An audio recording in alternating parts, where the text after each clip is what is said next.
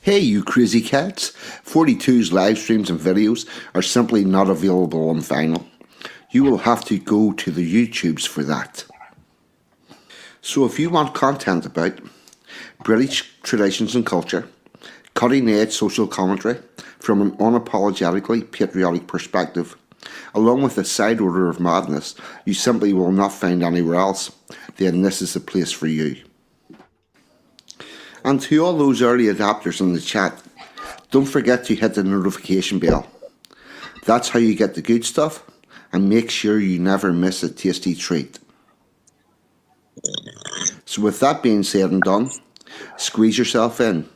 Let's get into it. You know you want to.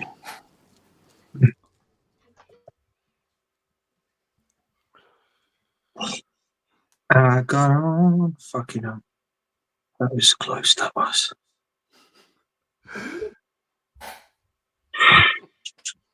Good afternoon, good morning, good evening. Please delete as applicable because the internet is worldwide and time zones are indeed a thing. And I got us from the intro to being on the screen with just a small hesitating glitch. So we'll take that as a win. Can I get a wee audio check in the chat, please? And I will begin introducing my guests. I'll start with the guy directly below me, the banana kid, Peter Benton. What about you, chum? Hi, dude. You're right. All good. How's yourself? I'm doing good, mate. Good. Yeah. Excellent. Making his first appearance on the end of the month stream madness, we have the Mr. Dave Waffle, the purveyor of the Friday night duck race. What about you, chum? All good. Doesn't sound very good when I say that, does it? What about you, chum? What about you, chum? It's fine. Do you know what? In Belfast, that'll pass. People will accept that, and you'll get a reply of "sticking out, big man." And the other guest tonight, professional co-host Mr. Pakka. What about you? Oh, I like that. Professional co-host. Well, I'm all good once I'm unmuted. Yeah, I'm only here because 42 wasn't sure who was going to turn up, so he thought he better have some fucker. Yeah. Well, this is it. Well, to be fair, Dave has a family due tonight. 60th birthday party. Yeah. He don't look 60 though. To be fair. You shouldn't even be here. Very good for 60. Yeah. I've just left them doing karaoke and drinking. I'm designated driver, so yeah. So I wasn't sure. Don't know, 42 is live streaming this to the 60th birthday party. Don't we have it on? Oh, by the way, as you all know, whenever I have guests on, it don't go through all the chat, but I will start putting the comments up on the screen to recognize that you're here. We're all a little bit disorganized in it. Yep. So Dave wasn't sure exactly what way the night was going to go. I've also been a bit disorganized this week with England Day stuff, and then it's Ulster Day today. So I was at an event for that today, and I wasn't as organized as I normally am, so I haven't got in touch with Peter. So I wasn't 100% sure if that was going to work. And so I thought we'll get back and make sure that we do have some sort of coverage. And Sansom Communion will be arriving at quite shortly, I would say. He was streaming earlier this evening. So there we go. 1 second, I need to cough. Sansom will turn up. He's told everybody he's coming. Yeah, Sansom will turn up. Just looking through these chats. Sansom normally does the housekeeping. So I'm going to leave most of it for him whenever he arrives. I do normally plug the Friday night duck race in Dave Waffle House, but the man's here. So Dave, tell us about your show, because I have no fucking clue. Well, I do a duck race on Friday night. Now, I stream. If you don't know who I am, my name's Dave, a.k.a. Flash. I stream 5 nights a week. 5 nights, baby. From 8-ish till about 10-ish. And on Friday night, I do a duck race. Digital duck race. And you're all welcome. That's a rubbish sell, that, isn't it? That's a real rubbish sell. I might have said I'm not going to say hello to everybody in the chat. The wonderful, amazing, sexy Emma G has arrived then. Evening, Emma. Thanks for coming. You say you're unorganised. Yeah. I'll sell it better. Dave does a duck race on a Friday night, and you can get ducks by saying something funny, having a birthday, turning up first, guessing the song lyrics that you just sung. 420. Yeah, getting 420 first, or paying him money. Do you want a job, Pakka? If you pay him, all of those things will get you ducks or a duck, right? And then once you've got a duck, it will be in the race. And when it's in the race, if you win, you can win anything. What he just said. On the Wheel of Doom, yeah, from a mug or a shit t-shirt, or apparently a shit hat. I've not seen that, but everything he just said. Yeah, or you could win some 3D printed crap that Dave has printed himself and sent you in the post. Yeah, that I don't want. Or if you're very, very unlucky, a bottle of liquid ass. Yeah, boom. See, Pakka, see, that's why you're a professional. That's why you're a professional. Yeah, but I'm a player. Last week I won a mug. I'm still waiting. No, mate, it's on its way. It is. It's like it'll be with you, I reckon, by the end of the week. Brian's here as well. Look, Brian Drummer's here as well. Look, yours is on the way as well, Brian. Why I still had the money? Why? Because I get loads of YouTube money. So why I had the YouTube dollar in? £204 or whatever it was this month. I sent everybody. I leveled up with everyone, squared up with everyone. So yeah. It's quite good to get it off my chest as well. You know, like not carrying any debt around with me now. Once a week, somebody wins a prize, and once a month, Dave sends them all out. I do, pretty much, yeah. Depending on what I get paid, you might have to wait 6 weeks sometimes, maybe a bit, you know. The other before this gets too mad, and I have a feeling it is going to get fucking mad. So I've got to leave at 12, yeah. Then it'll calm down a bit. So yeah, before it gets too mad, the other two shows I'd like to give a shout out to is RPW Media. If you know Jimmy from Philly, from Dangerfield, from one of the Scrubs, it's his brother. He's the Switched On brother of Jimmy from Philly, and he does a really good show about politics in the United States of America. And you have Robin, Courage is a Cure, who does a very similar job from down under in Australia. And that's everything up to date. Pete, tell us something funny.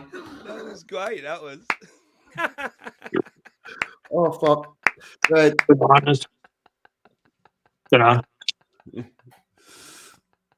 Yeah, Rich is a good lad.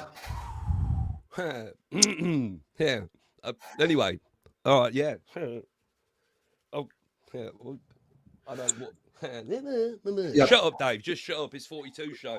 Right. Let's see. What will we start with? I was hoping Samson would have been here. What do you want? What do you want? Tell me what you want. I've got a lot of stuff shared. Ooh. Peter or Dave, have either of you two got a weird, strange, or funny story from the news? To give you an idea about the bar, Al Mark told us about the time they were trying to convert sewage into steaks. Shit steaks.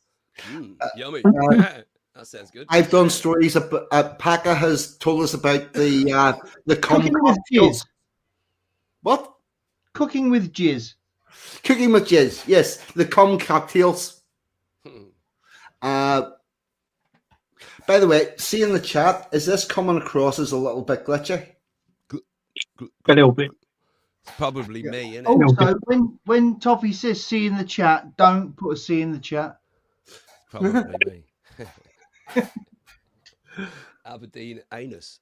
Yeah, Aberdeen anus. It was a fucking Japanese. Yummy. It was a Japanese thing, and Linda saying yes and Spanish chicken saying no, and a poop side of beef. Yeah, we did. Al Mac is normally very good for getting stories about shit. Pakka has brought us ones about cum cocktails, where people were putting sperm in their cocktails. Yep.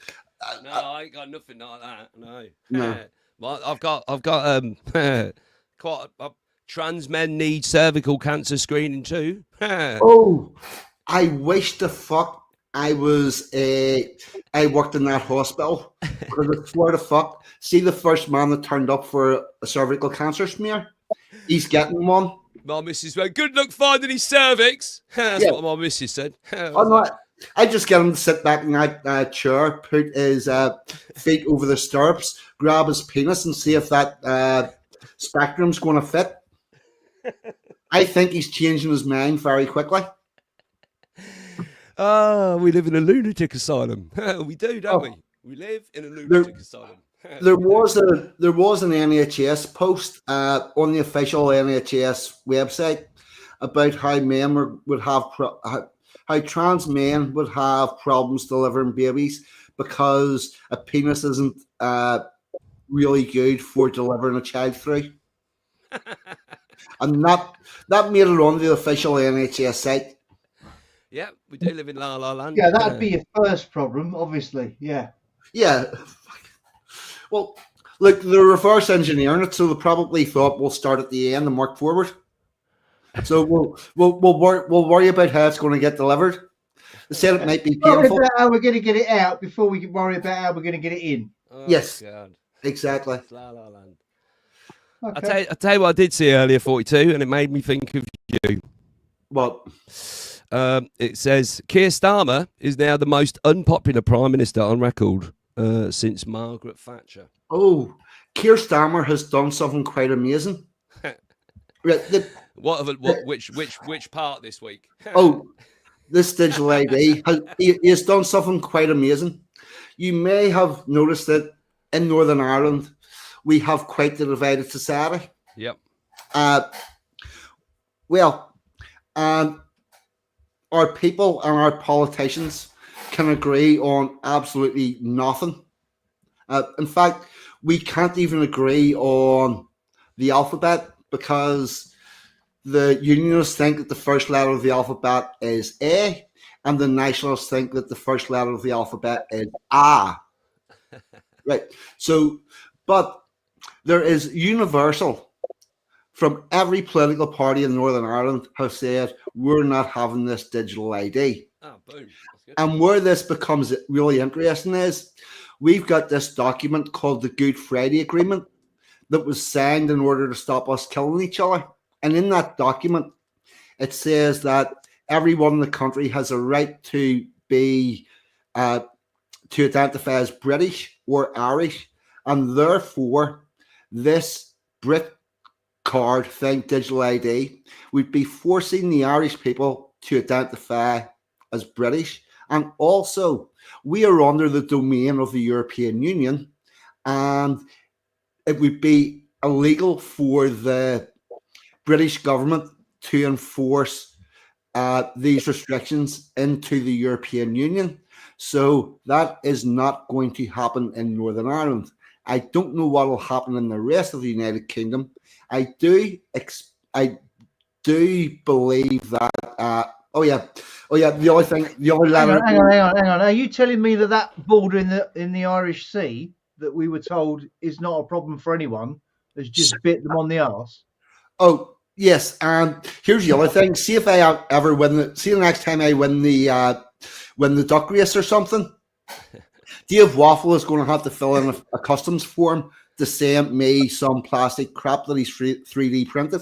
What? No, I don't want to do that. That's loads. Yeah. Oh, yeah. That's loads of hassle. Yeah. Even if you put it down as being a birthday present, you still need to fill in a customs form to get it across that Irish Sea border that does not exist. Yeah, I have to do that. So, stuff to America. What's in it? A pickle. Yeah. So, that will not be happening here. Right. Also, while you just talked about that digital ID. 1 second. I want to introduce the other co-host who has just arrived, Mr. Sansom Communion. What about you, chum? Hello, everybody. Hope you're doing well. Sorry about being a bit tardy, but I was just on the other stream with William and we were mopping up before I came in. But if it's, I'll tell you what, right? If it's digital IDs, just before you you go further down the rabbit hole. Watch this. Play this video, 42. Listen to this, Harridan here. All right, 1 second. If I don't? We'll have to have one. Well, the plan is that we're going to roll this out by the end of Parliament. My question is, what if I don't? What if I've got my job, so I don't need to show this to anyone? So what if I just don't do it? So if you don't have one, then you'll have a problem if you want to get a new job. No, I'm saying I'm not doing this. I'm not seeking a job. So why should I get the digital ID card? Why do I do it? Well, is there some fine for not doing it? Is there an incentive to do it? I'm just thinking I've got no reason to do it. Yeah, look, this isn't a heavy-handed approach. We're not planning to go around finding people. But what we are going to do is make sure that everybody's got one. In the same way, Charlie, as you've got a national insurance number, if you're a citizen of this country, we'll make sure that everybody has a digital ID. So help me with this. I know we're plotting through this, but so everyone watching who's got a job has got a national insurance number. So when these digital ID cards exist, if I just go to my employer and show them my national insurance number, is that not sufficient? Are they being precluded from employing me? It won't be sufficient. I just want to be really clear about that. So they can't employ people unless they've seen one of these a digital ID. cards. Yes, that's right. That is the plan. There you go. Yeah. I said that to my missus today. When we went out for a walk. I said, so if you want to change jobs, you've got to get a brick card. And the piss take is, if the illegal people are here doing Deliveroo and fucking whatever else it is, they're illegal, so they're not going to give a fuck. Yeah. It gets bigger, doesn't it, today? I don't know if you've seen today. So it turns out that, is it Ewan Blair, Tony Blair's son, right? He's the company behind who's going to house the new app. I think it's called, right, get this, it's called 400 million. It's called Multiverse. Then they're gonna which is gonna host the app, which is gonna hold your brick card. And his dad's got a £375 million stock share in the business already. So nepotism. Who would have thought that would have worked, eh?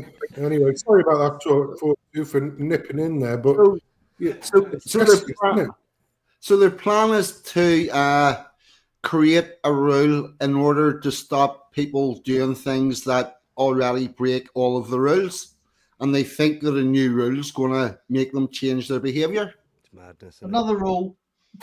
It's just another rule to be ignored. 2 million. No, that petition's got now. It's just tipped over 2 million now. That petition. So I think what they're genuinely after is all the tax money that they should be getting from the cash in hand jobs from the normal British person. See, anybody that's got a job and they're paying their taxes on it, but they also deliver pizzas or whatever at night as their second job, or they're working at a corner shop, cash in hand, or as I did whenever I was very young and worked as a car cleaner, doing somebody's car on a Saturday morning for a tenner outside my door. I think they want all that taxed. Yeah, it's just about control, isn't it? That's what it's going to turn into. Just this going to be a slippery slope, isn't it? That's what it will be. It'll start off with, we're doing you a favour, to you can't do this unless you've got. Well, they already say that, don't they? Do you watch? What's it? I don't know. You probably do watch him. Neil McCoy is his name or something.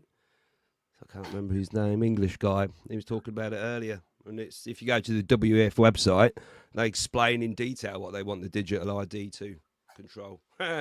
In detail. Well, that's the WEF spider web. Did you ever see the WEF spider web? Yeah, I think that's what he was where showing. You go on to, and he was showing the digital ID in the middle, and then like bank accounts. So you can't get a bank account unless you've got it. You can't travel unless you've got it. You can't do this unless you've got it.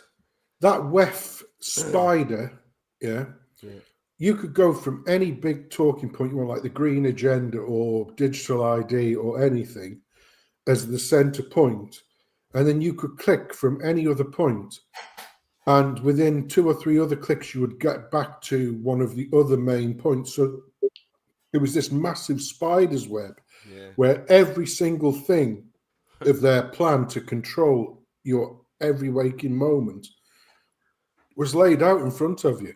Yeah, crazy. And yet, when you turn around and said the WEF should be treated as an illegal organisation because this is their wet dream for our dystopian future, you're just a conspiracy theorist until it becomes reality. It's amazing, isn't it? Because it don't take much to look yourself, does it? All you got to do is just go and have a look. But people just don't, do they at all? They just they just decide not to, you know.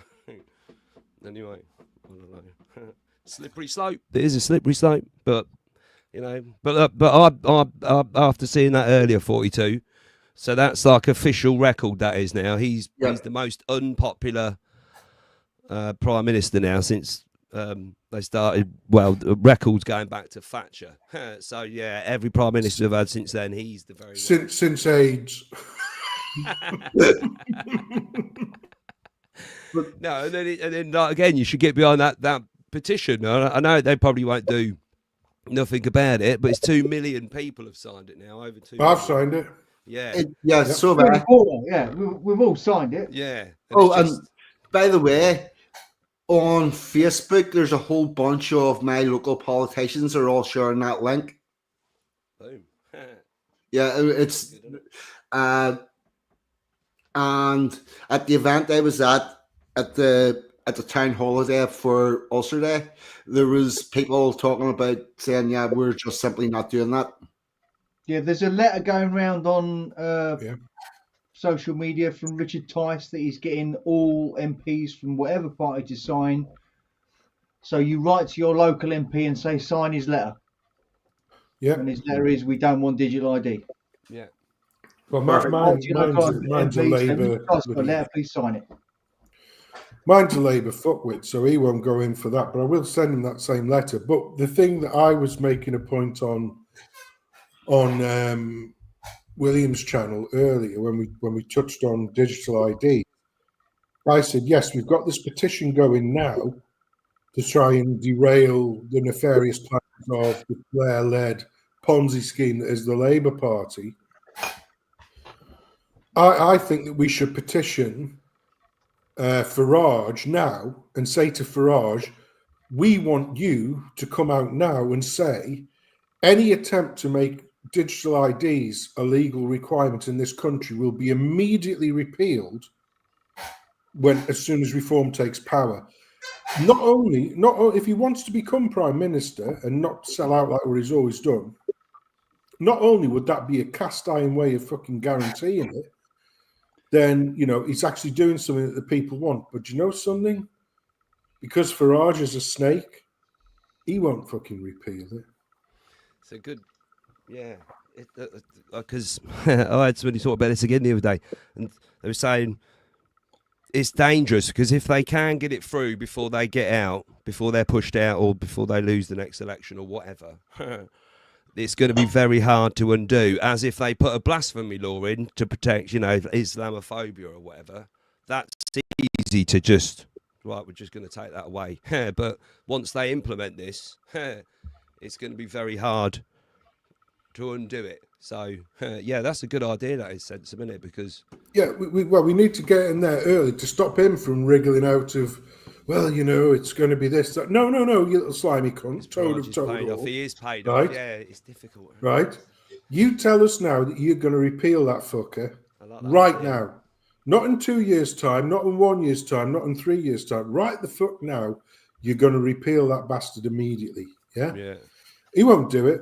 I'm going to ask you another question. He's been quiet today on X. I've not seen anything saying he's Well, I'm going to ask a question. I'm going to ask a question, and I wanted to go around anti-clockwise. So it'll come to Pete first, then you, Dave, then you, Pakka, and then finally 42, and then you can cover wherever the next topic is or wherever you want to go. Perfect. But this is the question I'm going to ask you, Pete, first, and then Dave, obviously. Do you think that Dame Neil Starlin will be Prime Minister come the next election, or do you think he'll get fucking booted before then? Probably booted. Yeah, I think he's in this position to get through a blasphemy law and digital ID. So I think once one of them or both of them are done, that he will be ousted. Yeah, but but who do they replace him with? Fuck no, it's got someone even worse. Andy Burnham, apparently. But yeah, I think Well, it won't be Rayner, will it? No, I think he'll get booted. He's transient. He's there just doing a job. That's it. Yeah, that's it. Exactly. I'm not sure, but I don't know. You know. What do you think sensible for? Well, 42. 42.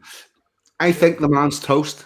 I think that they're getting ready for throwing him under the bus, and fuck knows who will get next, because it's going to be another clone of that ilk from the Labour Party until we actually have an election. However, I do believe that there's a possibility that they're going to be forced to call an earlier election than they normally would. I don't think this thing. I don't see this thing going 3-4 whole years. The other thing is, I know that there's a maximum term for how long a government can stand without calling an election. I know it's capped at that. I'm not sure what the constitutional position is on early elections.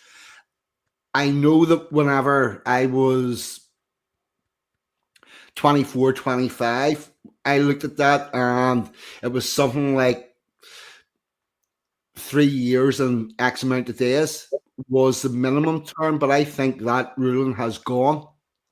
I think we've had a short parliament quite recently, so that came with a full election. So I don't see this one going a full 4 years. And yeah, the civil arrest will take him out. And with that, I'm going to use that as transition to the next thing. I've got a video, mate. One last video, just to show you what Dame Neil thinks. Right. Friend in need. You got a friend.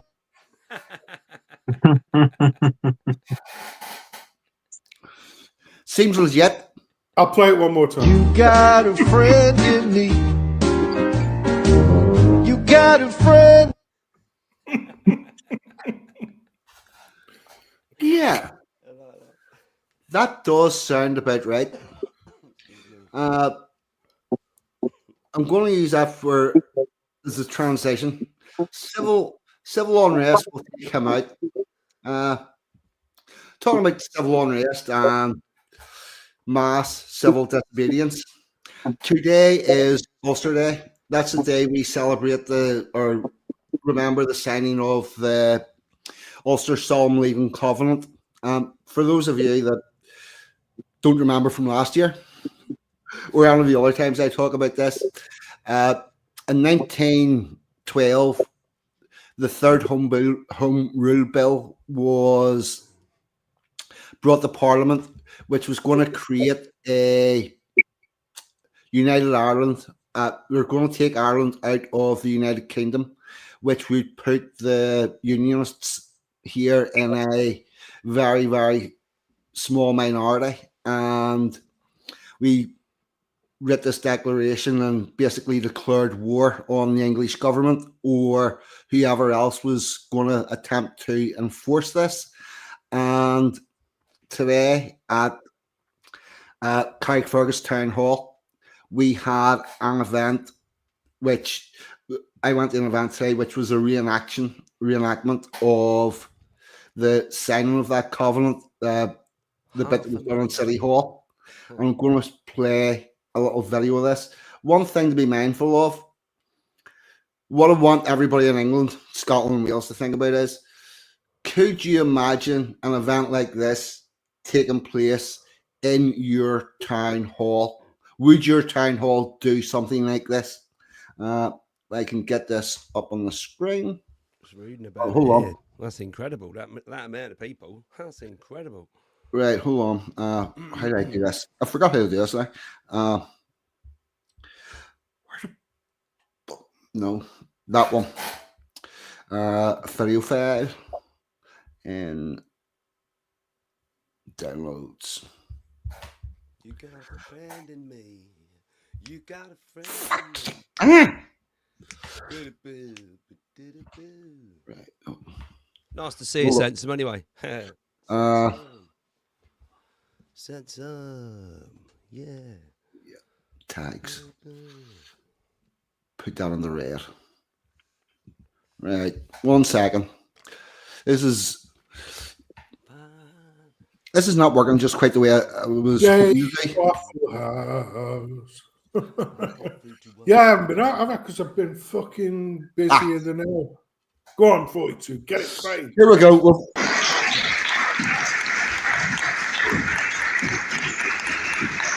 My tempo.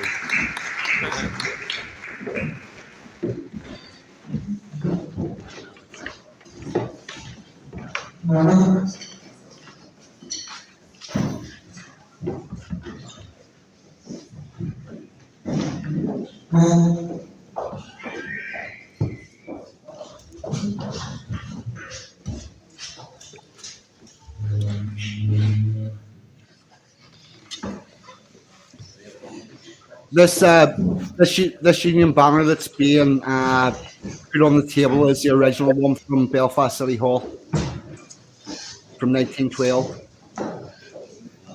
and these people are all in character and dress up, obviously. That guy did a talk about the Ulster Covenant before this event happened as the warm-up act.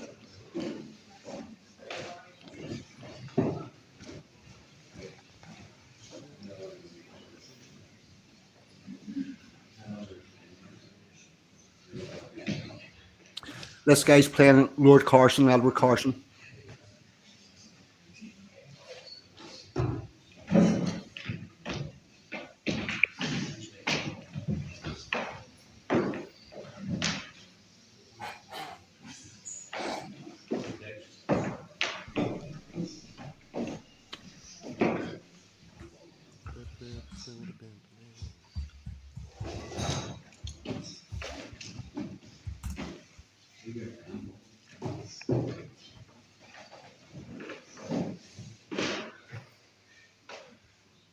Ladies and gentlemen, this is just a wee short reenactment of what took place that day on the signing of the Covenant, Belfast City Hall. Lots of places around Carrickfergus also were the same. Some of the main ones, Woodburn Orange Hall. There was an old shop up Lancasterian Street. There was one in Marketplace. And the different Orange Halls around the town is where the majority of the signing took place. Woodburn Orange Hall seemed to be a main one for all the people up in the countryside, around the commons, places like that. So, you're wondering why, from the signing of the Covenant, then progressed to the formation of the Ulster Volunteer Force. The 3rd Battalion were based here in Carrickfergus. That standard is a copy of the standard that hangs in the Church of Ireland, St Nicholas's Church of Ireland. That's where the colours were laid up. There were 3 battalions in the Central Antrim Regiment. Number 1 was Ballyclare, 2 was Larne, and 3 was Carrickfergus. The Ballyclare colours are in Hyde Park Church, and the Larne colours are in one of the churches in Larne, I'm not sure which one. And then from that, they progressed. Most of the men who signed up, who signed the Covenant, they then signed up the 36th Ulster Division. And there was quite a few from the town of Carrickfergus, man. YCV, 12th Battalion Royal Irish Rifles. And the march through the town they signed up at the for those from the town on the Scotch border. It's the Gospel Hall now. It used to be barn school, and that's where most of the men signed up. And then they marched through the town and they got the train to Clondyboy, where they done their training. Many of whom never returned home. So I think we all owe them a great debt for the sacrifice they made so we can live the way we do today. Although it's not great at the moment, but we'll have to find that spirit that they had and make it what it was again. Thank you. Billy, could you just tell them today about the flag that's on loan from 1912? That's the actual one that was used on the table in the City Hall that day. Nah, the next picture I want to share is yeah, no. Fuck me. I should be better at this, but I share screen. Window. Where'd it go? Yep. Sure.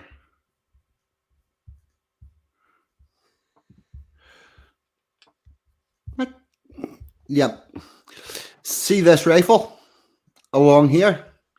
This was at the guy that did the talk brought this with him. This is one of the rifles that came off the Clondyboy, which was a ship that brought the weapons for the Ulster Volunteer Force from Germany over to Ulster, landed in Larne, Bangor, and I'm not sure where else. There was 3 of them, but this is one of the original rifles that came off that boat to arm this militia. The guy who did the talk, his grandfather was the quartermaster of the Donegal Ulster Volunteer Force, because with a 9-county Ulster there. And he went back to Donegal with a metal detector and dug that back out of the ground 100 years later. And that's how you get the government to listen to you. Eventually, what happened with these men was there was a deal done, and they went and fought in the First World War. And on the basis of that, we were given the guarantee that Ulster would always remain British without the consent of the Ulster people. Yeah. So that's where I was at today. What do you know? Do you know the actual name of that particular fire, like the make and model of that particular firearm at all? 42. Most of them are Mausers, but that's an English rifle. I can't remember. Do you know what would the date be on that one? The pre-1912. It arrived in Belfast in 1912. Henry Martin. That's a Henry Martin rifle. All right, yeah. Because at that time we had the Lee Enfields, didn't we? The Lee Enfield 303. So yeah, that's what the British Army were using. However, yes. Whenever you're forming your militia that's not connected to the government and is there to attack the government, they're hardly likely to sell you the No. Yeah, so we had to get the German Mausers and these Henry Martin jobbies. Yep, Slim's in there. It's Henry Martin. But it was a really, really good display. I really enjoyed it. And it reminds you that while we may feel quite powerless when we band together, we're actually not. Hold on. Remove that from the studio. Remove this from the studio. And yeah, we'll take that back out. Stop sharing. There we go. The other thing I will do is what I was looking for was a decent picture of the Covenant itself, and that's proven to be more difficult than I thought, but let's see if we'll close that.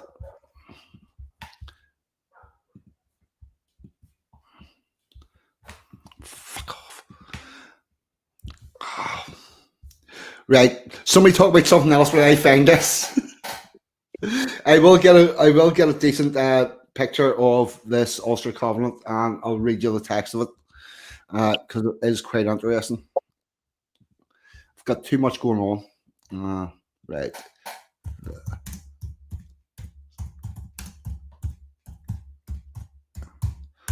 The Ulster Covenant. Let me just. It's actually painted on a wall around the corner from me. On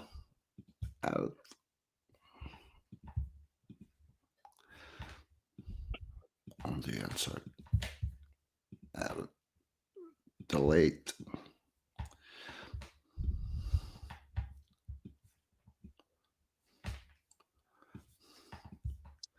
Let's see. That is fucking shite. Right. I do love the fact that Ulstermen are so fucking British, they will fight the British about it. Yeah. I've got to hand it to you on that one. No, well, here, it wasn't the British who wanted to fight. You ended up with a feckless fucking government that would not do your will. So I'm not taking it personally. Yeah, I know, but no, this is what happens. The English end up with a government that will not do their will. Then they try to. Then they try. Yeah. Then they. Yep. Then they try to impose it on Ulster, and we go, no, fuck that. We'll fight you for it, and it seems to have worked quite well for us so far. Fight. Right.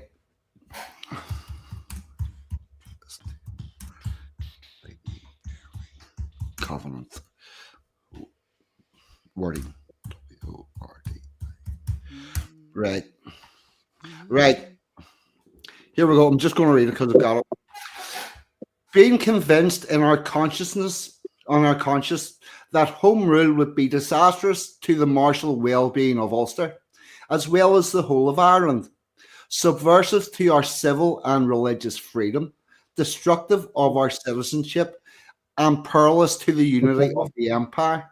We, whose names are underwritten, men of Ulster, loyal subjects of His gracious Majesty King George V, humbly relying on the God whom our fathers in days of stress and trial confidently trusted, do hereby pledge ourselves in the solemn covenant throughout this our time of threatened calamity, to stand by one another in defending for ourselves and our children our cherished position of equal citizenship in the United Kingdom, and in using all means which may be found necessary to defeat the present conspiracy to set up a home rule parliament in Ireland.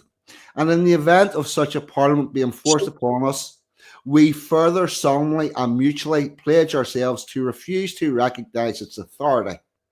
In sure confidence that God will defend the right, we hereto subscribe our names, and further we individually declare that we have not already signed this covenant.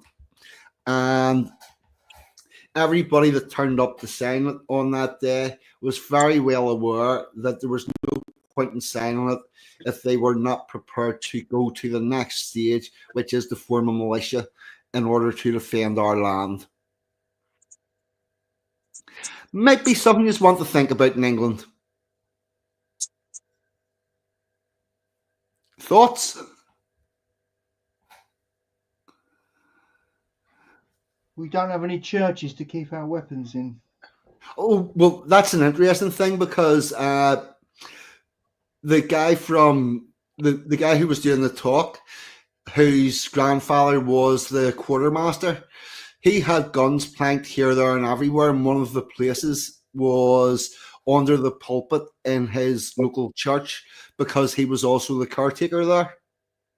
So the minister was standing every Sunday morning, giving his sermons, standing on top of the weapons. The other thing is, one of the there was two places that this covenant got signed. One was Orange Halls. Well, actually three. Orange Halls, Town Halls, Orange Halls, and Church Halls. The church was fully involved and fully on board. Well, the Protestant church in Ireland was fully involved and fully on board with this.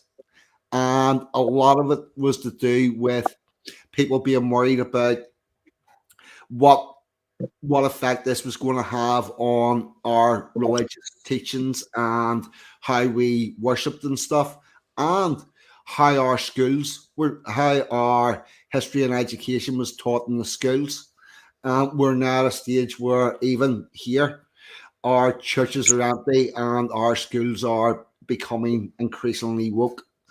In the 1950s, the churches lost the right to, or the ability to run the schools, and it went to the secular model that we have across the United Kingdom, whereby the English schools, the Scottish schools, the Welsh schools, the Northern Irish schools are there to educate anyone that's there, and it has to be done to a neutral standpoint. However, the Catholic maintained school system.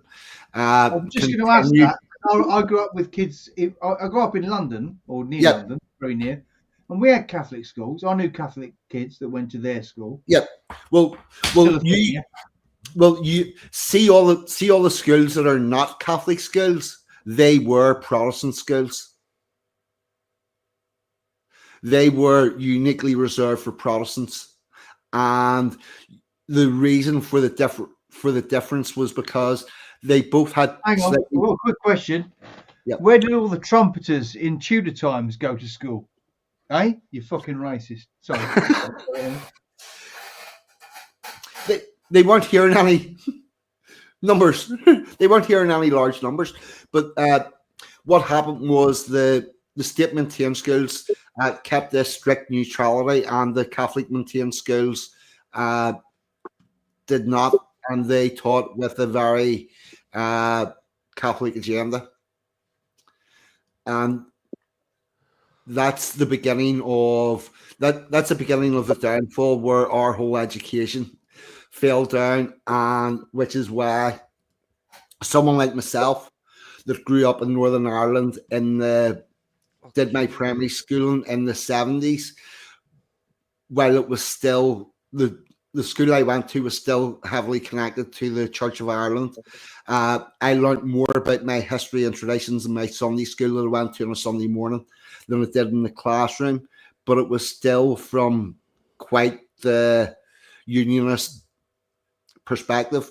But that is now totally gone, and that's why someone like me has a slightly better understanding of the history of this country than most English, Welsh, and some Scottish people, because that part of your education was stripped out in order that it did not offend anyone else.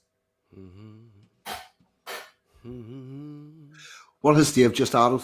That's a picture of it. Look, what you were just talking about. Yep. Ulster Day, okay. Yeah. There it is there. Look. Yep. Yes, that's a classic picture of the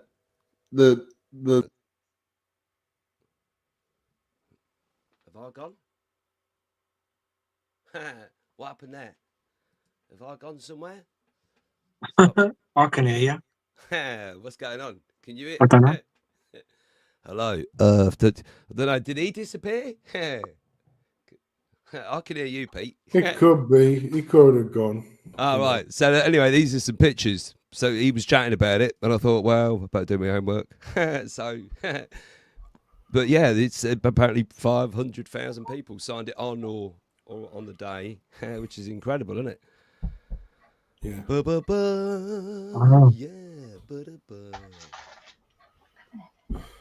I like that. Yeah. I don't know what's going on.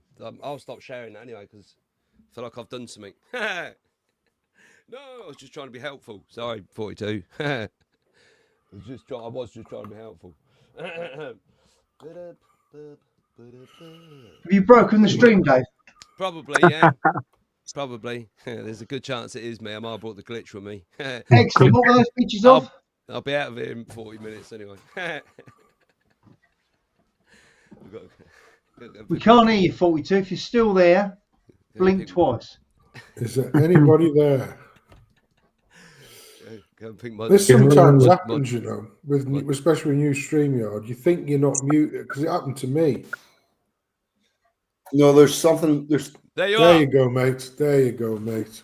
There was something else going on. I don't know what it was, but it. I don't use the yard anymore. I don't use Illuminati confirmed.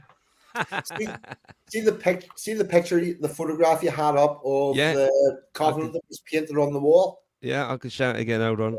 Hold on. That's Thorndike Street, round the corner from where I live. So that's the siding, isn't it? Yeah, is that? And that's that thing in it, just there.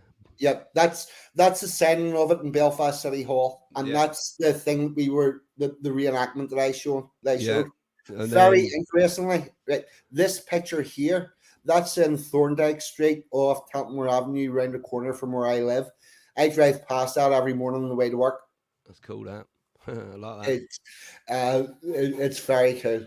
Yeah. Yeah. Well, I thought as you were talking about it, like I said, I better do my. That's Durban City Hall. I don't know why that's on there for. Belfast City Hall, and then it goes back to not there. Yep.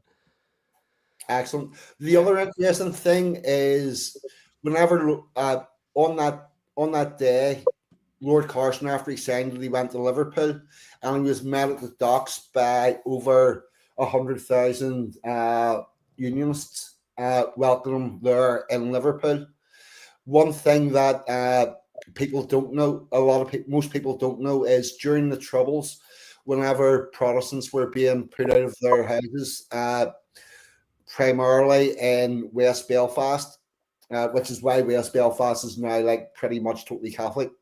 A lot of those people were put up in Liverpool by members of the Orange Lodges in Liverpool. Cool. Liverpool is not the left-wing city that it is portrayed as. It's very, very divided. Yeah, in trouble, Liverpool, isn't it? A little bit now.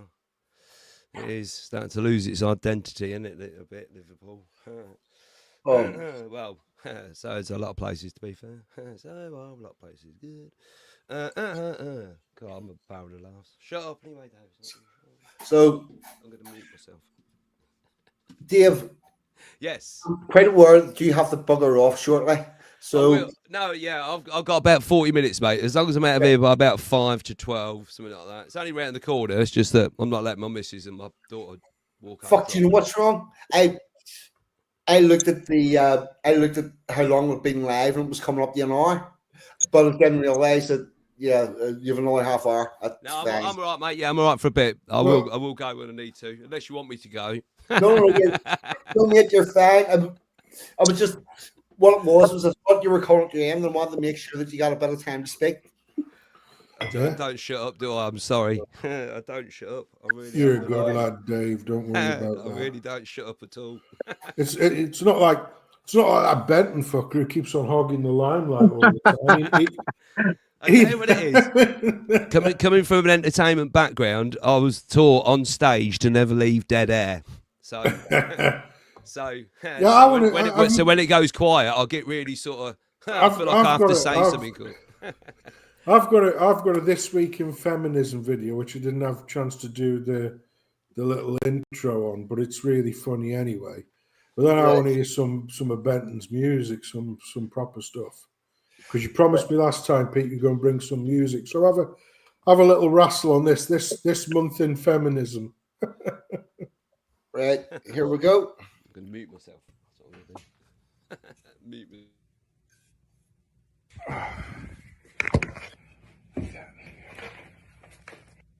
Oh! Oh! Babe! Oh! Babe! Just come here, quick. Okay. I just need you to trim it. Just trim it where right at the top of the finger is, okay? Are you sure? Right there, quick. Let me call somebody. Just let me call somebody. No. Use both hands because it's very thick. Okay, no. Down a little bit further. Down there. It's gonna hurt. No. You're gonna need to go down right. No, right there. I'm trying. No. I'm trying. Right there. I'm trying. Right there. I'm trying. Right there. Tight. Right there. Right there.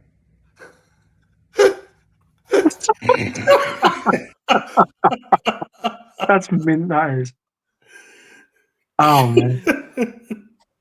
That is brilliant. Meant. Absolutely meant. Have you seen the one where he sends her a picture of his of her phone on the coffee table, and she comes back to get it? Was it the same bloke? I'm not sure, but it's this guy. He takes a picture of his girlfriend's phone on the coffee table, and then when she leaves, he sends her the picture, which she then gets on her phone and thinks, "Shit, I've left my phone." I've left my phone. Yeah.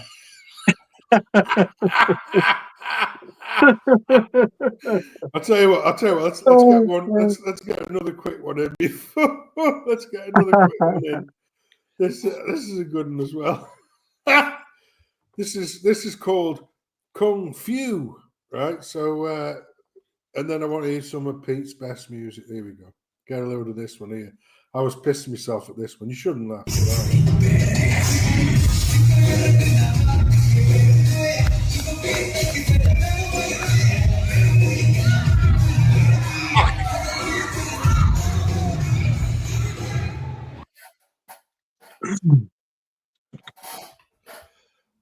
Well, there you go. I do love a there Darwin wasn't any Award. toilet paper, otherwise it'd have been fucking gone off for even more. Oh. Yeah. These people don't seem to have a lot of common sense. Do you remember? I mean, I think they call them flaming drambuis or something. Yeah. Oh, yes. No, flaming sambucas, but they used to do one like drambui, yeah? And the idea is that you get a double shot of drambuie in like a little shot glass type thing. But what you're supposed to do is you lick your hand first. Yep. You light it and you stick your hand and it creates a suction. And then you go, hey, and then you pull it off like that. Yeah. So this is the video of the Indian guy tries to drink it without doing that.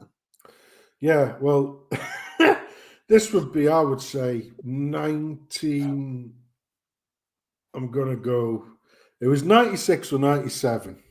We were at a company party, and so me and my mate are going, yeah, let's get a few drambuis down here. And obviously, you could smoke before. It still could smoke in the pub, so everybody had lighters and whatnot. So he goes, yeah. We're like, lick your hand, stick it on, the suction on your hand, and then you pop it off and drink it. That was the. So we had these two lasses who worked there. Oh, we'll have a go at that. We're like, are you sure? Yeah, we'll have a go at that. Right, well, let's tell you how. No, we saw what you did. Yeah, well, you might have saw what we did, but let's just tell you. First thing you do is before anybody lights anything, lick your hands so you've got like a bit of moisture on your hands. Right, and then it's literally as soon as we've lit it, stick your hand on top of the cup, and then it'll suck to your hand, go way like over your head, pop it off, and then drink it. Okay, right, got you. So both lick their hands, and he goes, right, go, and they're going, oh, I don't want to, because it's like, oh, it's going to be hot, isn't it? It's like, oh, and like, so we spent like. It could only have been 5-10 seconds most, but they spent that long pissing around. When eventually one of them did do it, it stuck to their hand, but it fucking was starting to burn the top of the glass. So she goes, like, goes like, shakes her hand, and this fucking drambuie just explodes into the other glass, and the whole fucking bar just lit on fire. And we're like, oh, for fuck's sake. And it's like, because, it's going to burn off straight away. It's not going to cause any damage. So we just got a couple of beer mats and we put them over and that. And like, women know your place. It's like, don't do shit you don't understand. And they were saying, well, why were you doing it anyway? Yeah, because it looks kind of cool when we do it, but on second thoughts, we probably won't be doing that again because there could be idiots in the room. Oh, there was a video knocking about a while ago. Some Indian guy who had the flaming drink and he was swirling it about and being all cool. Then he tried to drink it without putting the fire out or putting his hand over it. He just tried to drink it, flames and all, thinking that's how you done it. Spilt it all down in front of him and went on fire. It was funny as fuck. The thing is, right, if you're going to get burnt by something, do you remember the old, I can't remember, it's butane. You remember butane gas? Yeah. So if you had like an old fucking Remington, do you remember Remington lighters? I bet they go for fucking shed loads now. Mm-hmm. But the old Remington lighters, they used to be petrol and then they switched over to gas for some reason. So the old Remingtons. But they used to have, if you didn't get the exact adapter, you could still fill the fuckers, but it would be like a lot of wastage go over your hand. And if you accidentally lit the fucker when you still had a bit of that gas over your hand, you just go, whoa, and get a blue hand, like blue flame hand. Like singe your hairs, but it wouldn't burn you. Do you know what I mean? But it's the same kind of thing, isn't it? It's like, you fuckers shouldn't be anywhere near this shit. Pete, what you got for us, mate? Kicking large, come on. What do you mean? You want to hear stuff that I made? Yeah, that's exactly what I hear. Well, I'm working on some stuff. Yeah, have you got any MP3s that you can share or something with 42? Yeah. Have you got some music that you've done? Spec, yes. A good lot of these people are all scrubs. I started streaming after I did a stream with Chris on Belfast and whatnot. So there's a lot of scrubs here. Sounds like you're among friends. So Pete, have you any of your music that you want to let us have a look at? For anybody that doesn't know, Pete does DJ type stuff and some very. I'll just before you say 42, I'm saying this unironically because I've watched some of your sets, Pete, and they're fucking mint. So it's not. I'm not taking the piss or anything. It's because I've watched some of your sets, but usually when I've been away and I've got it on my pad, I've had you on in the background and I'm like fucking rocking it while I'm doing the dinner or something. So that's exactly what I do, mate. Yeah. So, DJ Pete, you've got a rare talent there. Fucking great stuff, man. Oh, thank you. Thank you very much. Appreciate you saying that. Sometimes, like today, I feel stressed and I felt like I don't think forced is really the word I should be using, but I felt like I should be. I felt the need to do it. I didn't want to disappoint people because I've been saying I was going to do a mix a few days now and I haven't done one. So I thought, I'll do it. And I just wasn't feeling it and just went a bit. One thing I haven't been able to pick up from you, Pete, if you don't mind me asking, as a fucking tech head, what kit are you running, mate, when you're doing your live sets? What kit are you running? 2 Mark II 1210 Technics, Pioneer Mark, Pioneer Technics vinyl or yeah, and the Pioneer digital, yeah, brilliant, yeah, that's brilliant, that's proper, that's Technic stuff's proper, that's great stuff, mate. Yes, that should be Peter's link in the channel. If anybody wants to subscribe, go ahead and do that. Be a really good idea. Peter, have you got something that you can play for us? I ain't got any MP3s, but I can play this through my speakers if you. Just a few things I'm working on. Yeah, please do. Yeah. All right, hold on.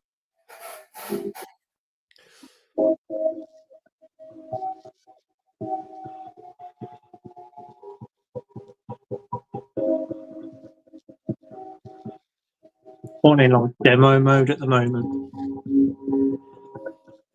Actually, hold on.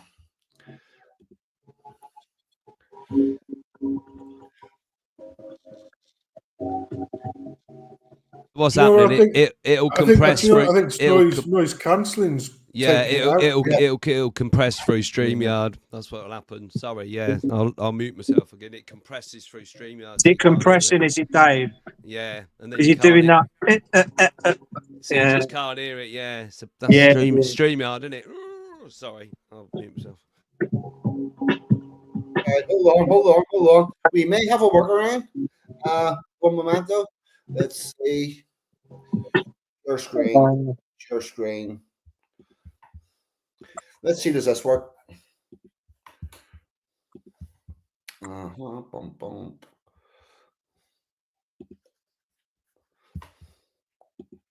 Yeah, that'll work.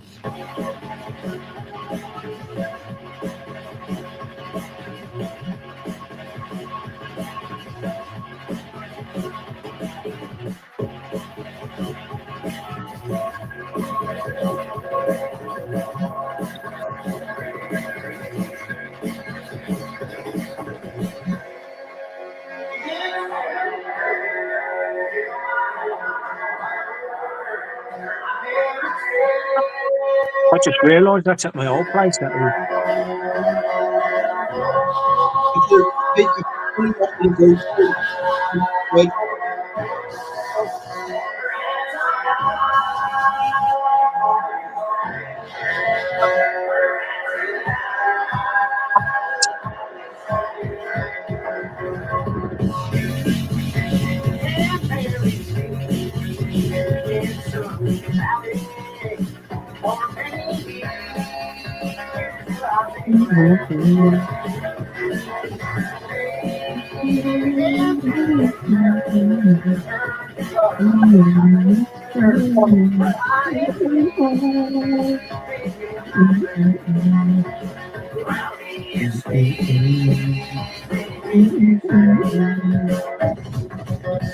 Double makeup.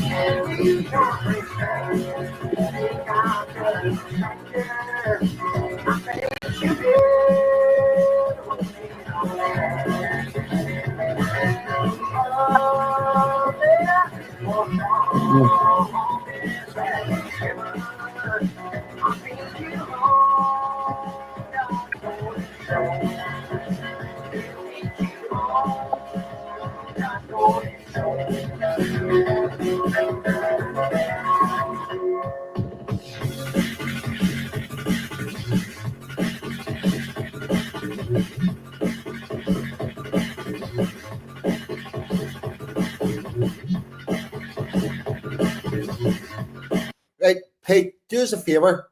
Talk me through something. These are two decks going on here, yes? Yep. Right. Now, and what you're doing is starting off with one of them and then feeding the music through off the other one? Yeah. Right. When does that how far are we away from that transition, or has it just happened? I can't tell. I couldn't tell whether there was another tune coming in. I presume I'm about to mix one in now. Right. Okay. Right. I'm going to go back onto the play.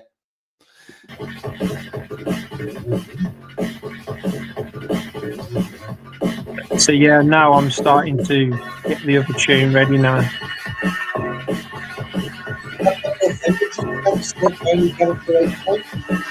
So I'm bringing the next track in now.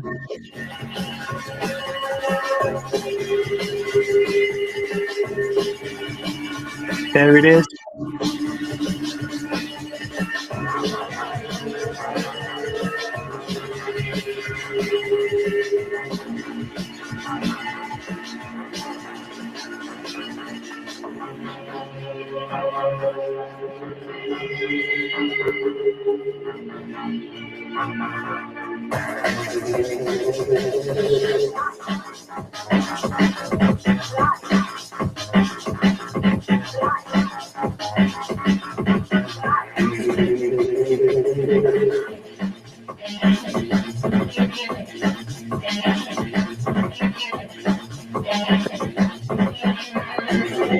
Now, the only issue I have with this compared to normal music is I have no idea where I'm supposed to fucking stop or start.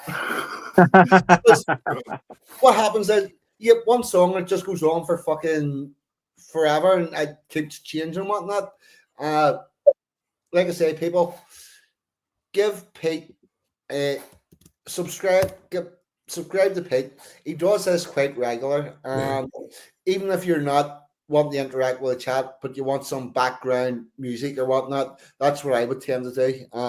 I'd be cleaning my kitchen or my bathroom or whatever and listening to it. It is really also if you are in the chat, it's a very nice, friendly. It's people in the chat. If you're here, you probably know most of them. It's a cool place to hang out. CMDR has just subbed, so that's good. Rising ship, a rising tide will raise all ships, and let's all move forward together. How long have you been doing this DJ type thing, Pete? Since 1999. 1999. So yeah. What age were you then? Was it like post school, like I was about 19, 20, something like that. But Kevin and Perry came out. The film Kevin and Perry came out, and my old best mate just turned around to me one day and he said, because he got me into the clubbing scene and now we started going out clubbing and all that sort of thing. And he just was watching Kevin and Perry in the background. And he just turned around to me on his bed the one day and he said, should we become DJs? And I went, what do you mean? He went, let's do this. And I went, are you serious? And he went, yeah. And he talked me through it and what it would mean for us if we got big and all that. And I thought about it and I thought, sounds like a pretty good idea, that does. Get to go everywhere, clubs and that, playing music, what we like and that. Sounds great, the money and all that with it and the atmosphere and going all over the place. And I thought, yeah, we'll start small, see how that goes and see where it takes us. So I started saving money, my first job I ever had. Yes, I was 18 when my first job I had. I started saving money out of my wages every week, putting it into a tin. And he bought some equipment. He bought like a CD mixer and that, and I bought some. There were belt drive. It was like these mobile double deck sets that you get. They're like usually belt drive. You're like a double deck set. I bought a pair of them, and then we just started doing. We done some smaller time clubs, pubs here and there, and a few house parties. But then we had a bit of a falling out.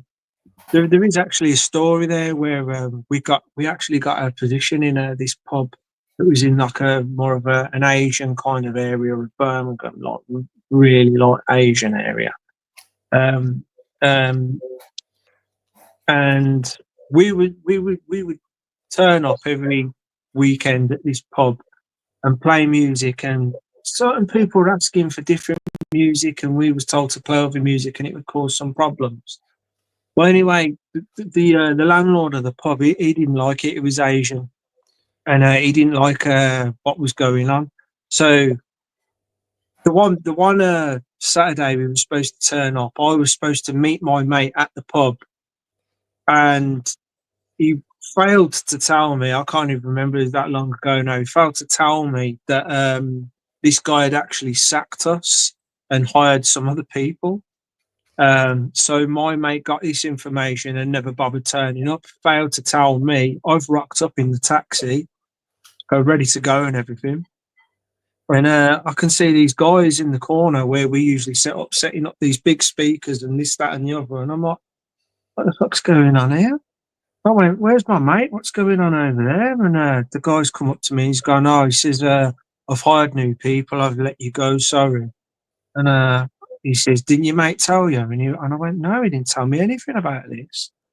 So I got a taxi home, disappointed. I'm calling him up. Oh, yeah, they got rid of us and this, that, and the other because we was playing garage music and this, that, and the other. And he wanted us to play 80s music and this, that, and the other. And, we was just playing what people were asking for. We was getting a lot of younger generation, like, in their late teens to 20s, 30s, asking for the garage and a bit of this and a bit of that, and we was playing like most of the urban kind of music with a bit of 80s in there every now and again. Like, people asked us, but he didn't want that. He didn't want that, so he got rid of us in the end, and it's quite a bit of a fucking wound of that was. Well, the other thing he probably didn't want to do was swap out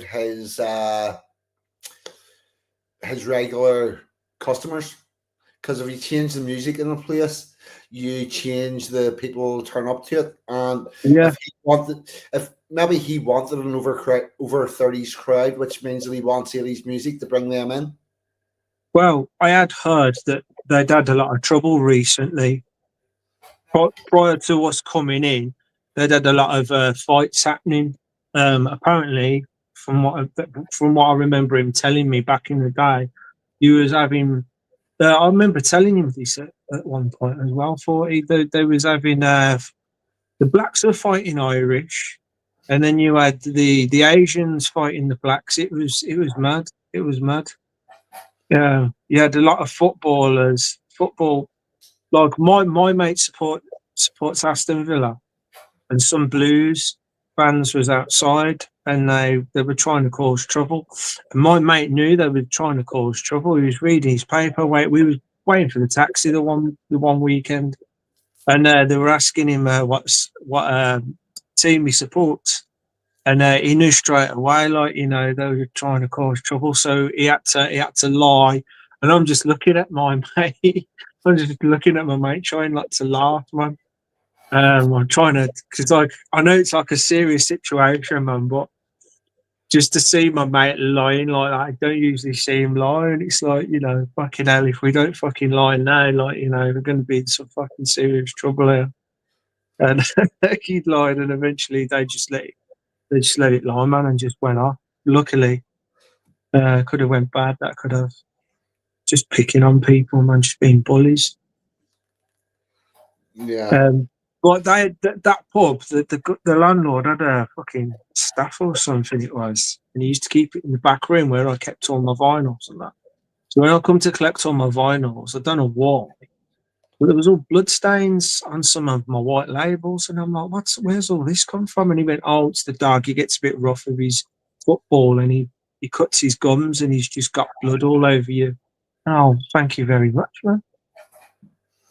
I'll shoot them, dotted about here and there. Come across them every now and again, and I'll be like, I remember that.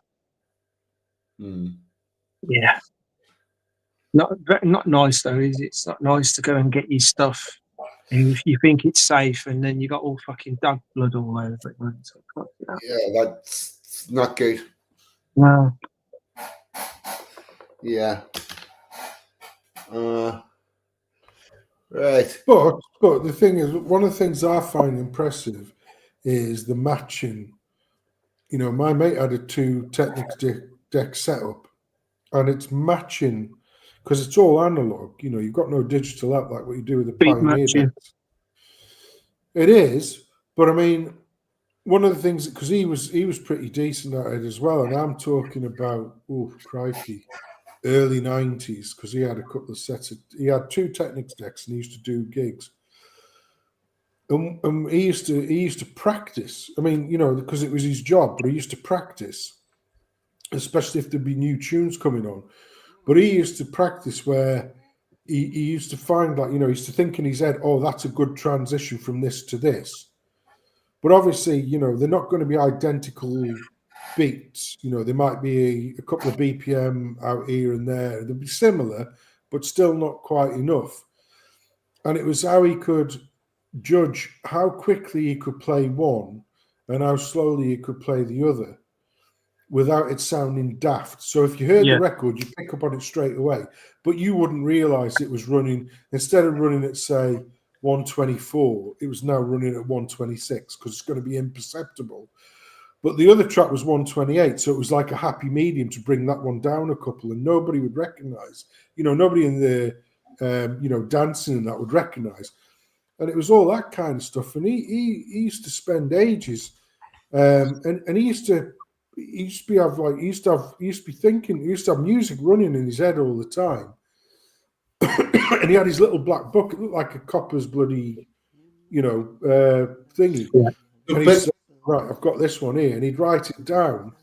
And he'd have all these little cryptic notes in there. And I'd say to him, what the fuck are you doing? He goes, well, he said, I can't remember. He said, this is on white label. He says, so I don't know the exact BPM of that one, but I reckon it's going to be bang on for this here. And he used to preview it to me. So it didn't matter if you made mistakes. And I'd be like, yeah, that's mint, that is, because I never got into the DJing side of things. I was more, because I've always been. Out of curiosity, what is white label? Well, go on, Pete. You'll probably. It's like a test press. What you get pressed to, like you'll press so many of these white labels, just test pressed. And then you'll distribute them out to top DJs that are running like residents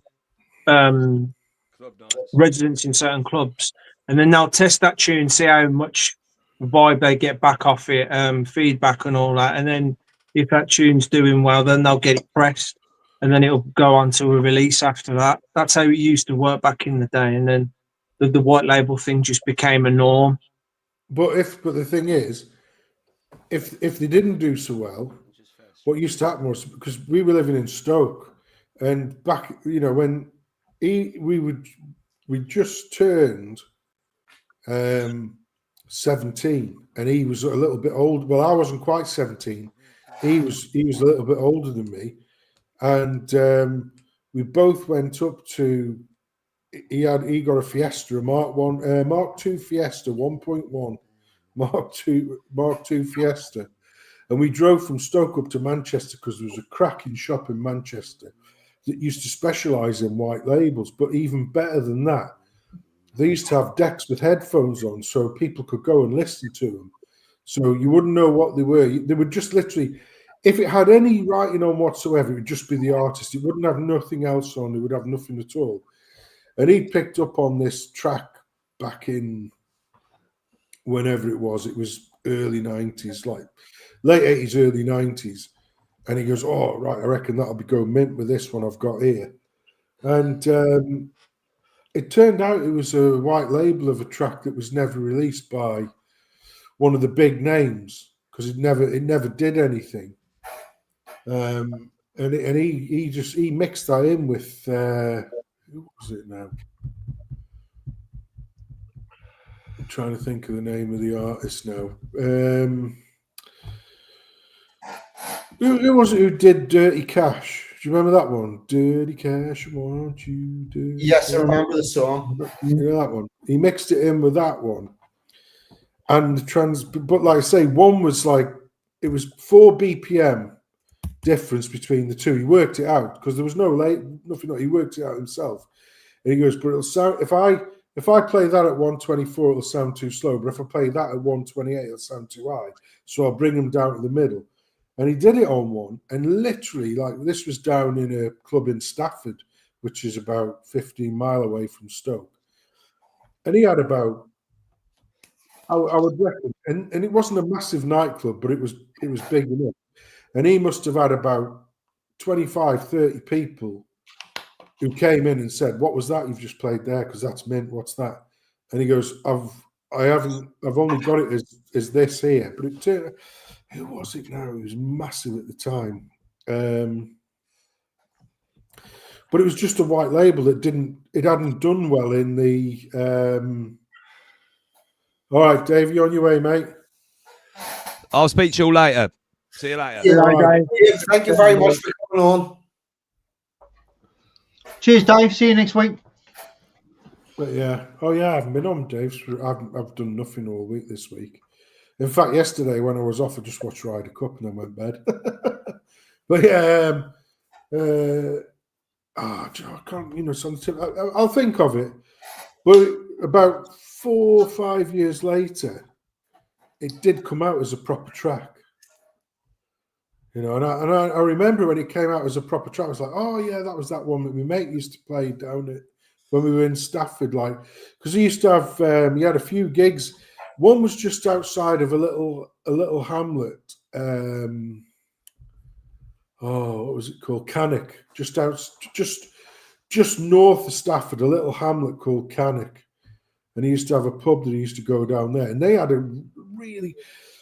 what people don't realise is, in the late 80s, early 90s, nightclubs weren't really the place. I mean, they used to play a lot of music, but if you wanted to hear some proper kicking tunes, you used to find out where the pubs were that played, had good DJs in.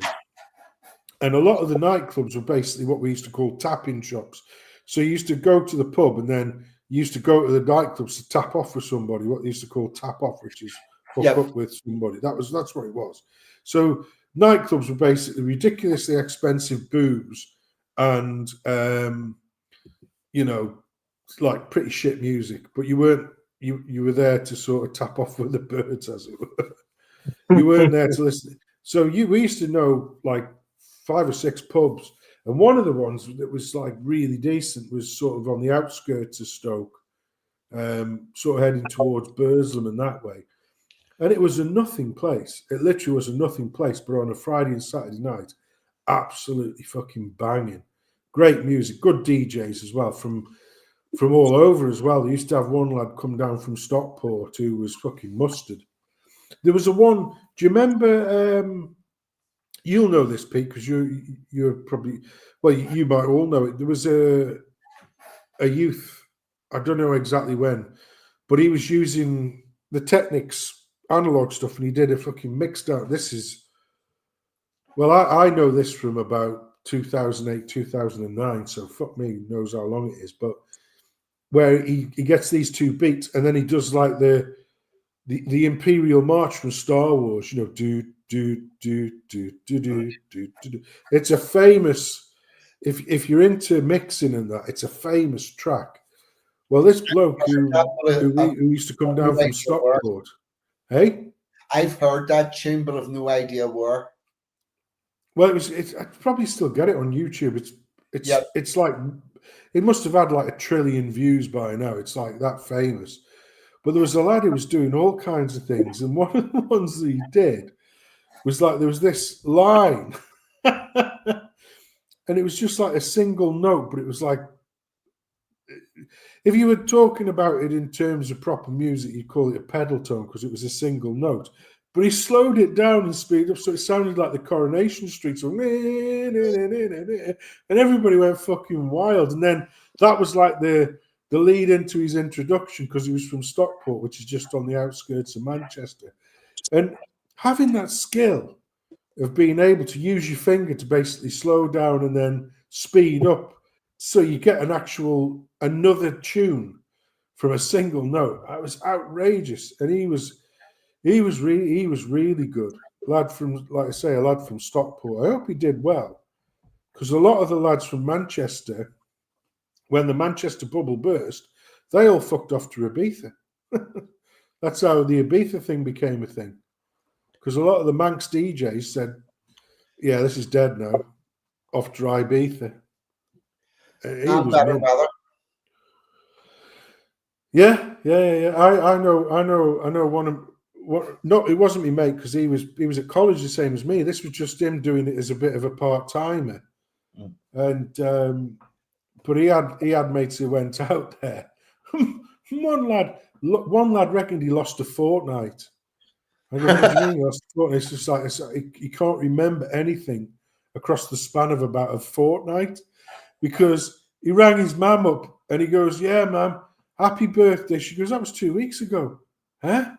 You rang me up 2 weeks ago and wished me happy birthday. Oh, right. Yeah, of course. Oh, and it was so fuck. And he couldn't remember 2 weeks in between. Oh, God. I've lost a fortnight. That's bad. I've lost a few hours in my time, like, but a fortnight, no, never. That's up there with whenever I woke up in the tree. But that's a whole other story. Yeah, I've never lost a fortnight. But probably means something different now, doesn't it, with this twat generation, like that fucking game Fortnite. Have you heard of that Fortnite game? Looks like bollocks. Have you ever heard of this Fortnite game? Yeah. Yeah. I've never played it. I've heard of it. I've seen it, but I've never played it. I've seen people play it, and I like the idea of the game, but the way you play the game, I don't like too much. So I don't like the idea of how you can construct a base where, like, the stuff just seems to fall from the sky and compile. I just think that's a load of bollocks, man. My wife, Mrs. Pakka, is shit hot at that game. She's won 2 or 3 matches tonight. Got bored and went to bed. Yeah, I never got it. I like slow shit like Red Dead Redemption. That's what I play. I'm 55 years old and I spent the majority of today playing Cowboys. Well, I like that Red Dead Redemption. Well, I used to have it on the PS4 until it was stolen by my lad because his PS4. No, we're playing Red Dead Redemption 2 now. We've moved on. Yeah. Well, do you know what I'm going to do? 1888 now. Do you know what I'm thinking of doing, Pakka? You know, listen to this. I'm thinking about buying myself a toy for Christmas, and I'm thinking about buying myself a Nintendo Switch 2 only because I'm not that interested in online playing and shit like that. It's got Red Dead Redemption, the original one, with the undead.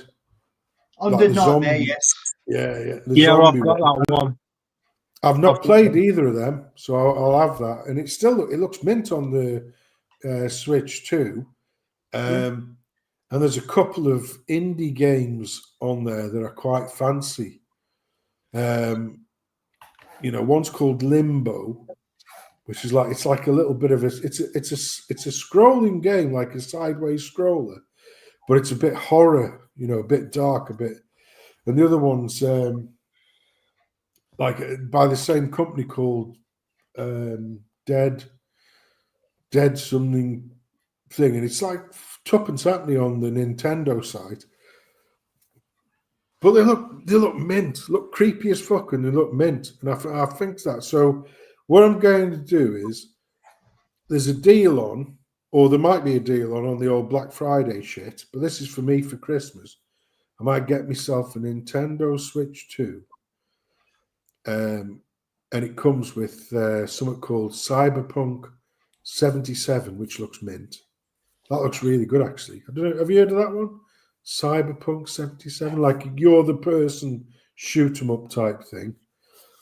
Get one of them, get Red Dead Redemption, and then these 2 indie games, Limbo and Inside, it's called. Yeah, creepy fucking games. But I quite fancy that, and it won't get stolen because it's like the sort of street cred mob won't want it because it's not a PS5 or a PS4. My lad's got a PS5, but somehow I didn't get my PS4 back. And I said, I said, so, oh, right, okay, then, well, that's mint. So PS4, he goes, oh, yeah, I use that as my Blu-ray player for the telly downstairs. Right, okay, so I'll just have fuck all then, shall I don't really bother that much with games, but I'm not that, like I say, I'm not bothered about, bloody online, basically because I'm shit. Back in the day, when I used to play the original Doom and that, I probably could have held my own. These days, I'd be Mr. Respawn. Do you know what I mean? I'd literally just respawn, die, respawn. The only game I've ever enjoyed was Call of Duty 3 on a PS3. Never played any Call of Duties. Yeah, Call of Duty 3. I think it was. That was the World War II based one. Is that the one where it was like the start of Saving Private Ryan? Yeah. Yes. I do. I didn't play it, but I remember it. Yeah. And there was bits was like Downfall, the film Downfall. Yeah, I do remember that. Now, to be clear, I was shit at it, but I enjoyed it. So it really didn't care about being shit and not doing that well. But I completed the game and got all the bits and pieces and whatnot. But you're playing Sunday Football 42. There's not many of you. There's only about fucking 7 million British people do that. Here, Pakka. See your Sunday football. Ours is still on Saturday afternoon, mate. Is it? No, interesting thing. Sunday mornings is for going to church here still. Now, the fact that hardly anybody goes has not changed the fact that it's still reserved for going to church and the shops don't open until 1 o'clock. Sunday morning football is not really a thing. Our amateur leagues all play 3 o'clock on a Saturday afternoon.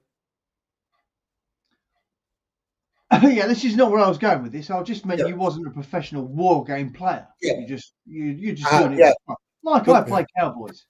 Yeah, but I also play football in the. If you went any further, you dropped out. I played in the Boys Brigade Old Boys League.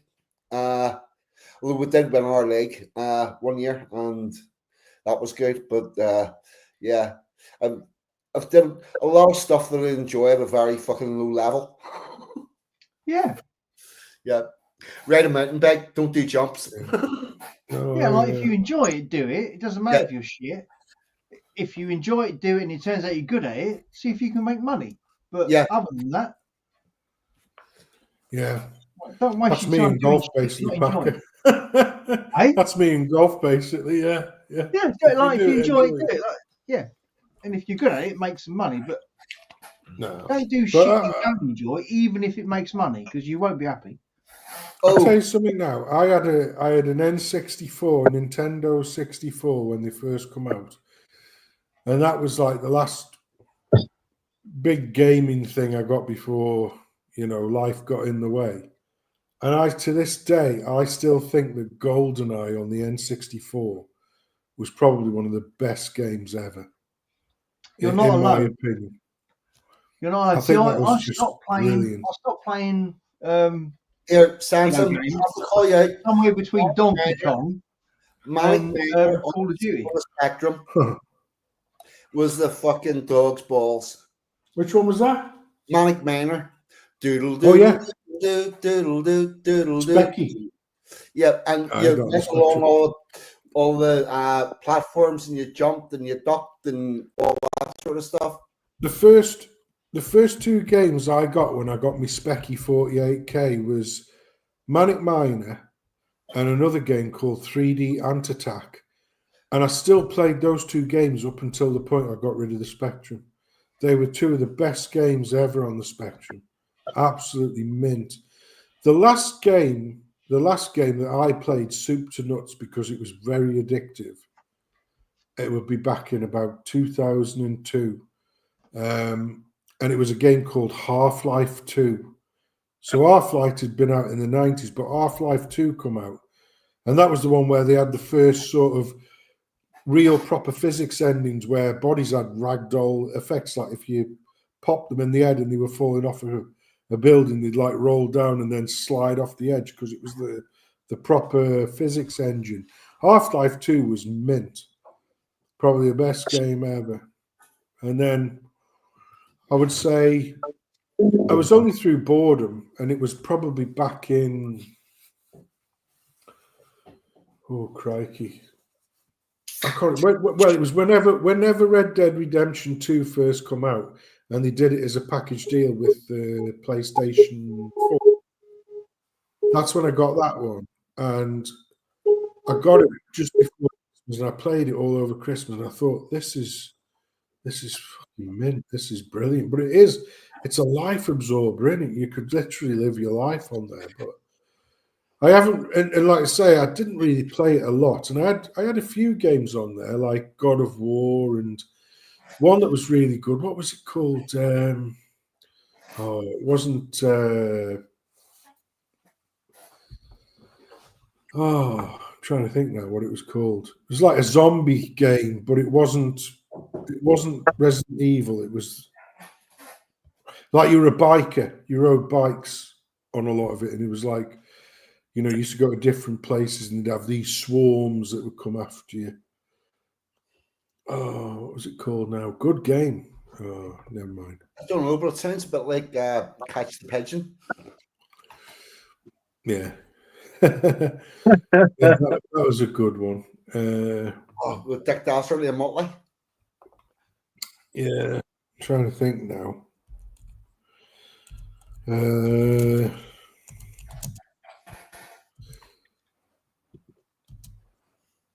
I can hear you. Yeah. Days Gone. That's what it's called. I just looked it up. Days Gone. Have you heard of that one? That's a good game, actually. I never played that Last of Us game. Somebody put that in the chat, and I thought they were talking about Dave Waffle having left. Oh, did they? I didn't see that. Where did that go? It's a way back. I'll see if we can find it. Oh no, that was really good. Gauntlet, yeah, Gauntlet was good. I'll tell you what. I'll tell you what. That now on his fucking show. Days Gone. Days Gone. I believe you have a filter turned on. I remember, this was early 80s. I remember the City Inn version of the Vector Graphics Star Wars game. Do you remember that? There was a Star Wars game where you sat in the cabinet and you were flying an X-wing. You used to shoot the fuck out of shit. That was great. I loved that game. Yes, I remember that. And you had the option of taking your computer control, your computer guidance for your missiles off. Yeah, yeah. Go. I'm flying Kurt. Oh fuck! The full on Luke Skywalker. I tell you another game that I used to love when I was a kid, which was similar. Had the vector graphics in that. Was a game called Tempest, and it was like you had a dial. It used to be like a dial, and what it was like a chasm, and your sort of robot-y thing used to go around the top of the chasm. And these baddies used to be coming up the chasm trying to get you, and you used to have to shoot them. But you used to have to try and scope out who was coming up the quickest and the fastest. Because when the timer went down, you had to be on a slot where when you got zoomed down to the bottom of the chasm, if there was anything still left in that channel, you died. So, and you could they were shooting up at you as well at the same time. That was great. Tempest, that was a great game. I'll tell you another game that was absolutely brilliant that Atari brought out in arcades, but then ruined because they spoiled the physics engine on it, was a game called Steel Talons. And it was a helicopter simulator, and you had all of the correct helicopter stuff. So you had the two rudder pedals, you had the like the joystick in front of you, but you also had a collective. Now, anybody who knows anything about helicopters, when you pull up the collective, which is basically the accelerator, yeah? So when you're pulling it up and increasing the speed of the engine, what you have to do is you have to add a little bit of anti-rudder to stop the helicopter from just spinning around in its own place. So you're counteracting what's happening on the collective with your feet. So when you're pulling it up, you're giving it just a little bit of left foot down to counteract the direction of which way the helicopter wants to spin in naturally. And then you've got the joystick, which you can aim left, right, forwards, backwards. But the collective was what was basically controlling the power of the rotor, and it was fucking mint. And then you had, you could select missiles or you had guns. But Steel Talons was a dual player cooperative game. So you'd have 2 helicopters, and you had to strategize who was going to go and do what, like who was going to sort out the land stroke building type objects, and who was going to go after like other helicopters or tanks or shit like that. And it was a cooperative thing. And me and my uncle, because my uncle actually he didn't get his helicopter license, but he had several lessons because he was a private pilot's license, like aircraft fixed wing, because they call helicopters rotary wing and planes fixed wing. Yep. And the first time I went up, I goes, "What the fuck is this?" He goes, "Put your right foot down a bit." And I'm like, "What are you on about?" He goes, "That's what happens." He goes, "It's because of the collective." So it was like modelled on proper physics.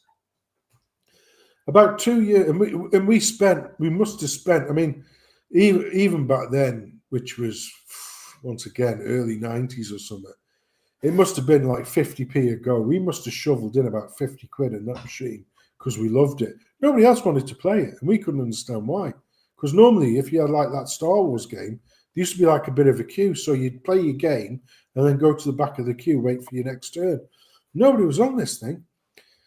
2 years later, back in the same venue, which was Festival Park in Stoke, they built it on what was Shelton Steelworks, basically, as before. We end up there too. Oh, let's have a game of Steel Talons. Oh, fuck yeah, I remember that. Do you remember that? Yeah. And we get in, we both sit down, we get ready, and we both pull the collective up. We both dip our foot down on the what would be classed as the rudder, and we start spinning around like fuck. And he goes, "What the fuck's going on there?" And they changed the physics so it was more like straightforward, back, left, and right. None of the actual helicopter physics was in there because it must have been a bit fucking hard for retards to actually work out how to fly this thing properly. And it completely fucking spoiled it, you know? And because, like I say, because it was the reason why it was so satisfying was because it was hard and because it gave you that sense of I mean, we'll never be fucking proper real pilots, but it gave you that sense of achievement when you're spinning around a tank trying to lay fuck into it with your Gatling gun or whatever, while it's trying to pop you off with its gun. And if you managed to pull it off, the sense of achievement was outrageous because it was like, it was hard. It was fucking rock hard. LHX Attack Chopper was the same for the Mega Drive too. I love that game. Yeah. Electronic Arts. Mm. Well, they owned a company, I think, or they owned a company called Psygnosis. Yeah. Who were a big software house. And they did a one that was similar where it was like a multi-combat thing, and you could choose to be a tank, an airplane, or you could be like a stealth bomber, a fighter, or one of the options that they had was a helicopter. And that was a get to fly as well because they programmed in the proper physics on that one. And it was just, like I say, when you take somebody out, because not only is it the complexity of the vehicle that you're trying to fly, it's also the difficulty of taking out the particular objective. And I used to really like those games. They were really good. I used to like that kind of thing. And I like the ones where you're the man as well. So, the James Bond GoldenEye one, that was mint. I thought that was probably, like I say, I still maintain to this day, probably one of the best games ever. Is any of you lads ever have a PlayStation 1? Yeah. Yeah. Do you remember a game? On the PlayStation 1 called Siphon Filter? Yeah, Siphon Filter. That was a mint game. I think that was better than fucking Metal Gear Solid. I really do. The original Metal Gear Solid. I think Siphon Filter was mint. Well, yeah. Do you know something? All this talk about that helicopter in the games has me think I'm going to dig out my remote control helicopter and play that about the flat again because I haven't done that in quite a while. I wish I had done that. I've got a little, I've maybe got a couple of little indoor remote control helicopters, and I would sit and fly them about the place, and I haven't done it in quite a while, so I'm going to dig that out. Get some cameras on them. Pardon? Get some cameras on them. Yeah. The one with the camera, there was one that had a camera and a memory slot, but I think it's damaged beyond repair. I might be able to get it going again. Yeah. I am currently, yeah, I'm going to have quite a large birthday next year. This is my last year in my 50s. Really? Fuck me, you look younger than me. Sorry, mate, you look well, congratulations, mate. Fucking hell. Yes, that's easy paper around you, fucker.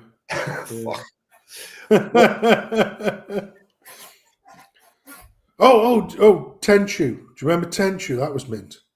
Tenchu, yeah. Ninja game. That was mint. Great music as well. One of the best soundtracks to any game, that Tenchu.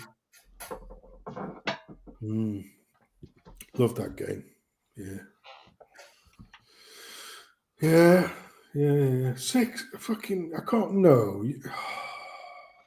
You ever play any of the Ace Combat games? Yeah.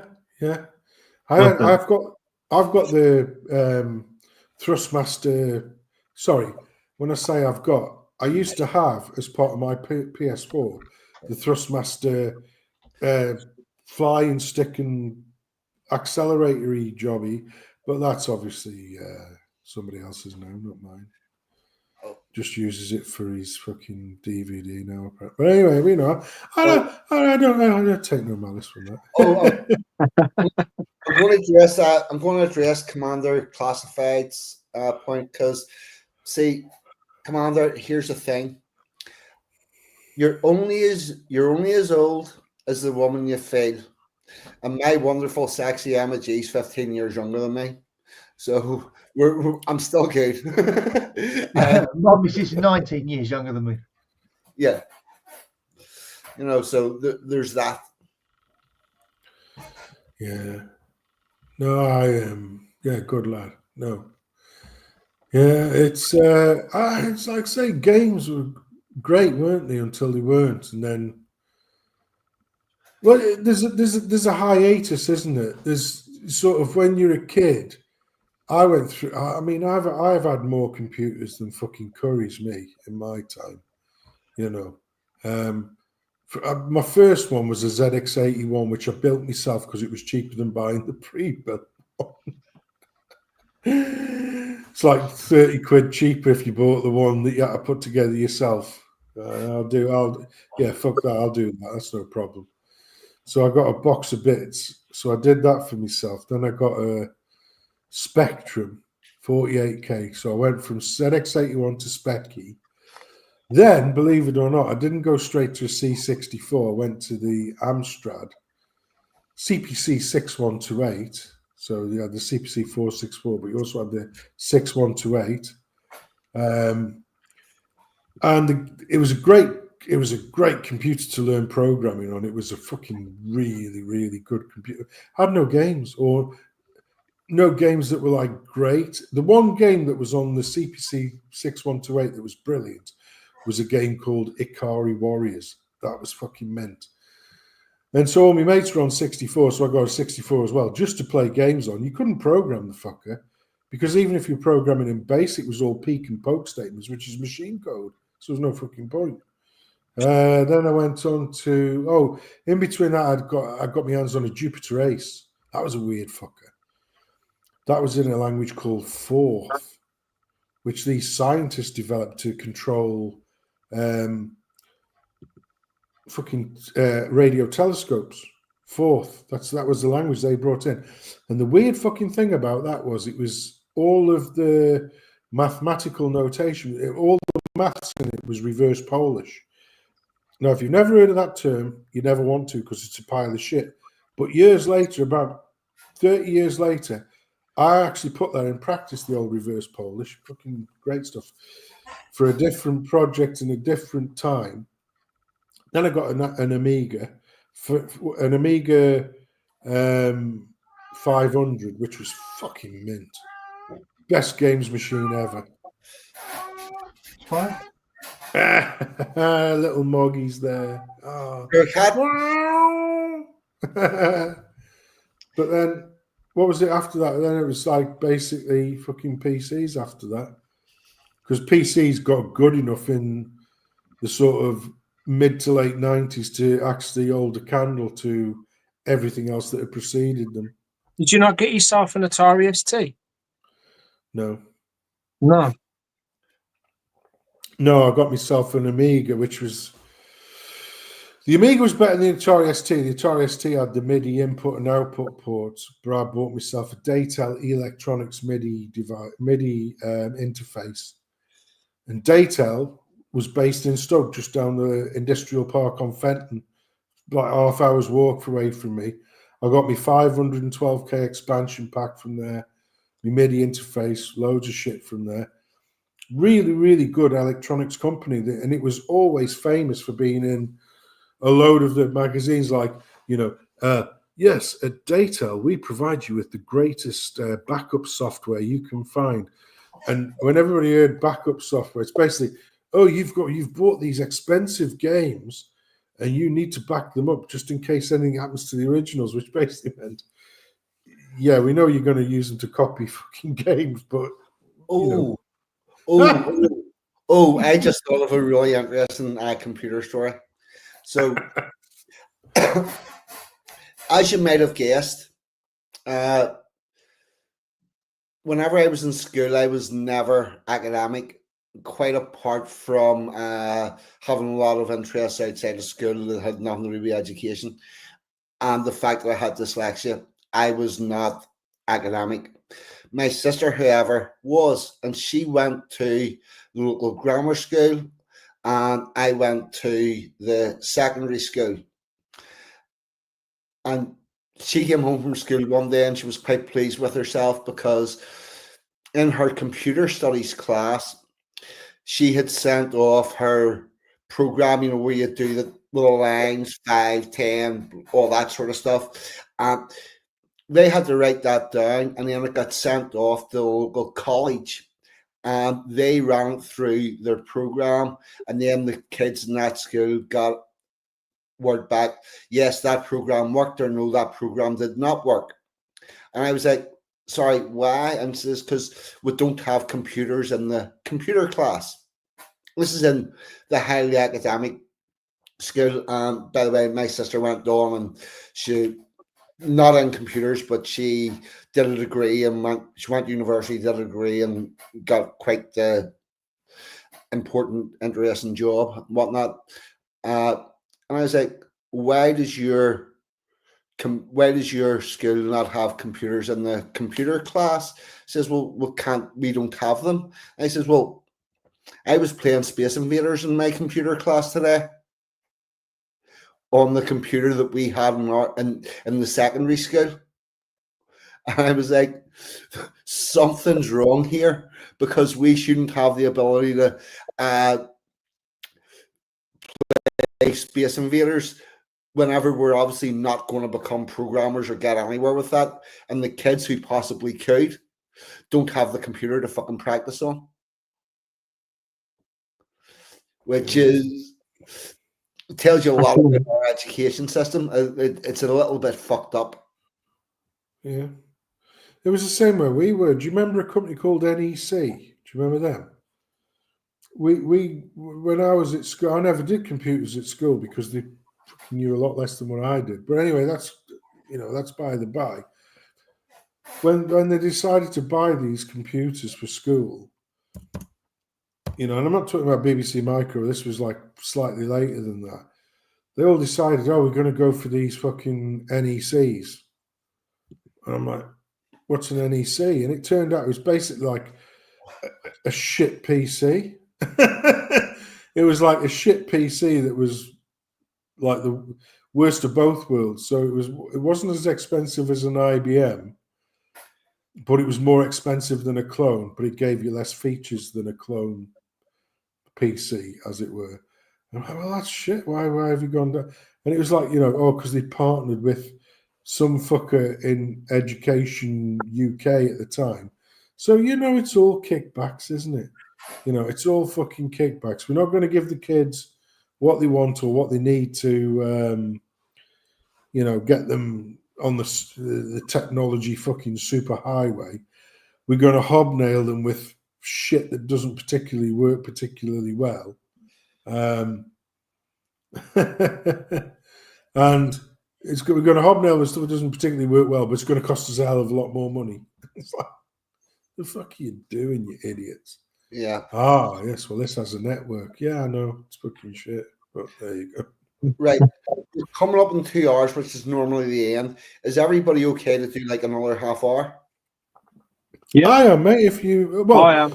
Yeah, right. The thing is, right, I was going to say, mate, there's a new video coming out. Do you know, I went to see the actual latest Jurassic Park at the pictures with my daughter, because she says, do you want to go see the new Jurassic Park? And I goes, yeah, I'll go see the new Jurassic Park. With the one with Bryce, not Bryce, the one with, what's her name? Who was Black Widow out of fucking Avengers in it. Thought, you know what I mean, don't you? Yeah. What's her name? Famous. The only Lenny Henry. No. The Avengers Party. No. Johansson. No, not Purdy. I'm on about the fucking. Not Manson. Not Manson. Scarlett Johansson. That's it. Scarlett Johansson. That's the one. That's the one. Yeah. Yeah. Pretty lady she is. Did you say Scarlett Johansson? Yeah. That's what I meant. That's the one. And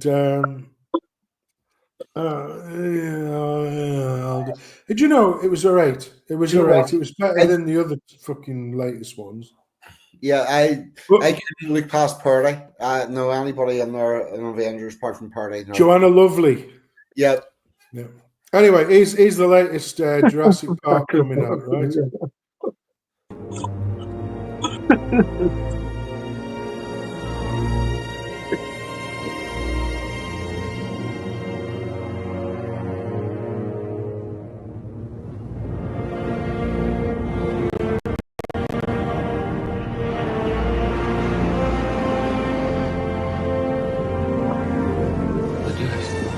You crazy son of a bitch, you did it. Welcome to Deportation Park. Yes. I love it. I fucking love it. They're moving parents. They do move parents.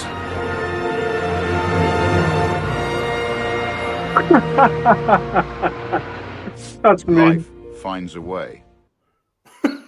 Can I just ruin Jurassic Park for everyone right now? Yeah.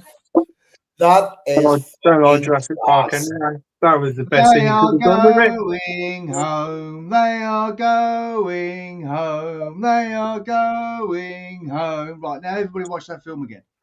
Yeah. I'll ruin it for you.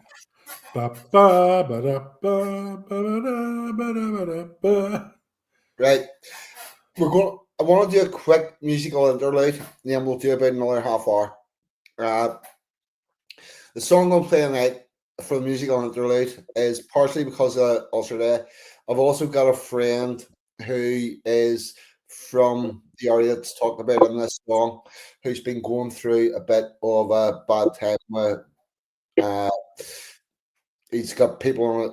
His wife's really not well, and this is for you, big man. I don't think you'll ever actually see this, but it's for you. And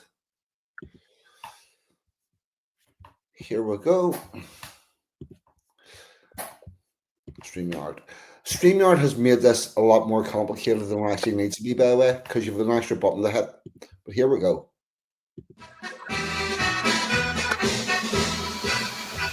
As we march up and down on the roads of our drums they will flutter like the thunder, and as the day draws near the place beating hearts upon the heroes of war. In Dublin there's a man and he he says he has a plan. He has 10,000 men or more, they say, but then we need not mind further of him. The Bodyguards heroes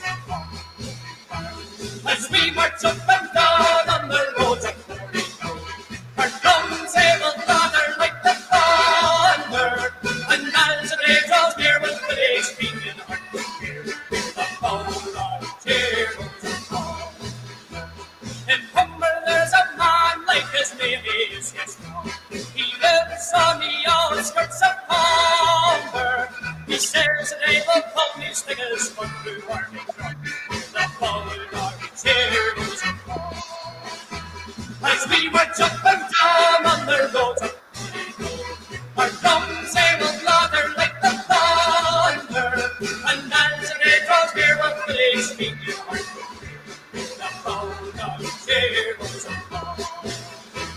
Then up comes a folk with the shovel on his coat, and he says, boys, one no farther. We'll tighten up the rope and we'll stretch King Billy's throat, and we never cross the white wall. As we march up and down on the roads of Holy Home, our drums they will gather like the thunder, and as the day draws near, we'll play screaming heart to hear. The Bodyguards heroes of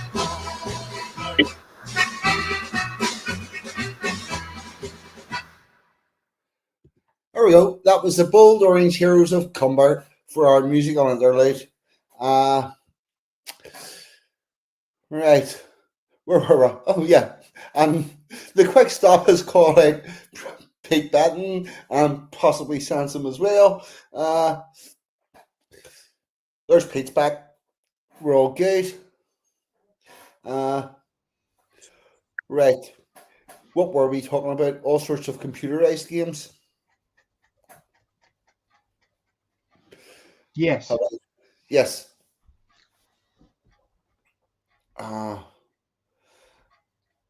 What do we all think about AI? Because I think it's going to be a major, massive problem. Yeah. I also think what they're doing is they're using it to make jobs unduly easy so that they can get them done by idiots. Yeah, I think that's what the end game of this is. We don't need people that have intelligence to do the job. We can delegate all of thinking the AI, and then all we need is warm bodies. And whenever we just need warm bodies, it doesn't matter who they are or how intelligent they are. I think that's what their plan is. Because they know that if they do manage to get rid of their white European workers, they've got a problem with the lack of thinking meat. And then, so therefore they need to outsource that to computers. Interestingly, American baseball, the umpires have been, they got diversity umpires, and they average on getting approximately 70 to 80% of all their calls wrong, but it doesn't matter anymore because they've outsourced. Mr. Magoo will now be refereeing the FA Cup final.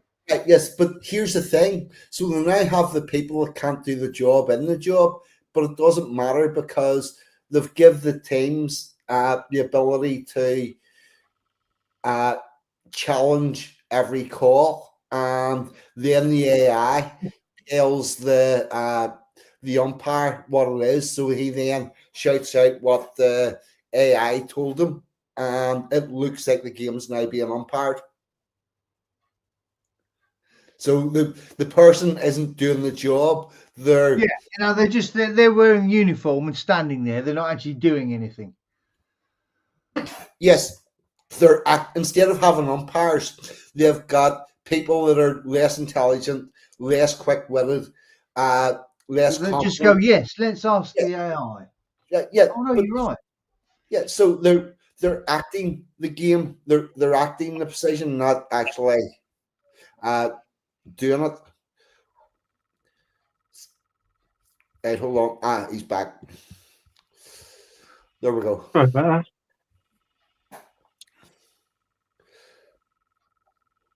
Oh, yeah, well, that's just going everywhere, isn't it? It's telling me your devices are not connected. I have no idea why. Try going out and coming back in again.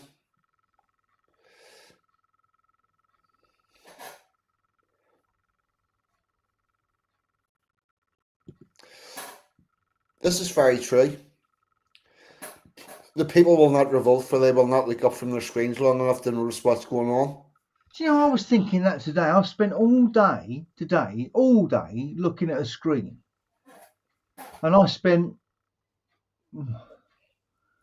probably 35 years of my life with not looking at them. Yeah. And I thought to myself, I've been sat here for about 6 hours. And I thought to myself, it's now fucking gone lunch on a Saturday, and I've done, well, what would I have done 20 years ago by now on a Saturday? Because I was an adult, so I wasn't watching fucking, Saturday morning television. I was getting up and doing shit. I remember when you used to get up and you'd decorate your house because of fuck all else to do, basically. Go mow the lawn, cut the hedge, that kind of thing, because there literally was nothing else to do. Yeah. Yeah, that wasn't me. The other thing is, the average person now consumes the same level of information on a daily basis that would have been in more than 100 different newspapers for that day. Oh yeah, and get this, I watch everything I watch that isn't live. Everything I watch at 1.5 times speed. Yeah. Every fucker on the internet talks too slow. Yeah, I've been doing that as well, Pakka. Yeah, I've been where you say it's times 2 and you hold it down. I've been doing that. Right. Yeah, well, I watch everything like that. And do you know what the result of that is? I thought it was just me. You don't take it in. It's not going in, is it? Yeah, you don't take it in. Yeah. You're not understanding and thinking about it, because that slowness of speech gives you the time to consider each. But no, that's gone. Yeah. And what we're doing is we're consuming the information, but we're not necessarily understanding it. And I'll get home from work and switch on YouTube, and it will tell me that I've got 35, 40, 50 videos that I might be interested in that I haven't seen yet today. Yeah. Yeah, so I'll just start clicking on them, and I'll start watching them at 1.5 times, and I'll just rip through them. Yeah. Do you know what? See that list that YouTube gives you? It's not your homework. I'll tell you something else I've noticed. YouTube's algorithm has changed, and it has got very good at individualizing it so that you can put on one video, and from that it will guess the type of mood that you're in. Because the other night I put on a YouTube thing, and the next up, I'm going to watch that. I'm going to watch that. I'm going to watch that. And it didn't have the touch of control for about fucking 3 hours. And that would not have happened 5 months ago. And anytime that you do make a small change, like you maybe skip what's on the next up, the like 2 below that, and then that list just automatically changes and has figured out the mood you're in and feeds you what you want. Which is actually quite scary. Mm-hmm. Unless you go in armed with that information. Yeah. It's... because if you get home from work in a bad mood, right? Yeah. You've had a shit day, you put the internet on, and you're not thinking about it, and the first video you click is something a bit depressing, because that's kind of how you're feeling. Oh shit, what's Keir Starmer said now? Yeah? Whereas if you sit down and think, right, this is going to take the first video I click as the mood I'm in. So I'm going to click on something funny. Yeah. And then it's going to sort you for that. And the other thing I've noticed is I got a recommendation. It came up on my feed today for the Wall Street Bets sea shanty, which I have not listened to in about 4 fucking years. But the other day I had listened to a couple of songs that I hadn't listened to for about 4 fucking years, and it's went, yeah, he's wanting this type of stuff, and it just fucking throws it in front of you. It is the idea of how YouTube works and how an algorithm works has changed, what means that anybody that's trying to promote themselves has got to understand how that change is going to affect their what they're doing.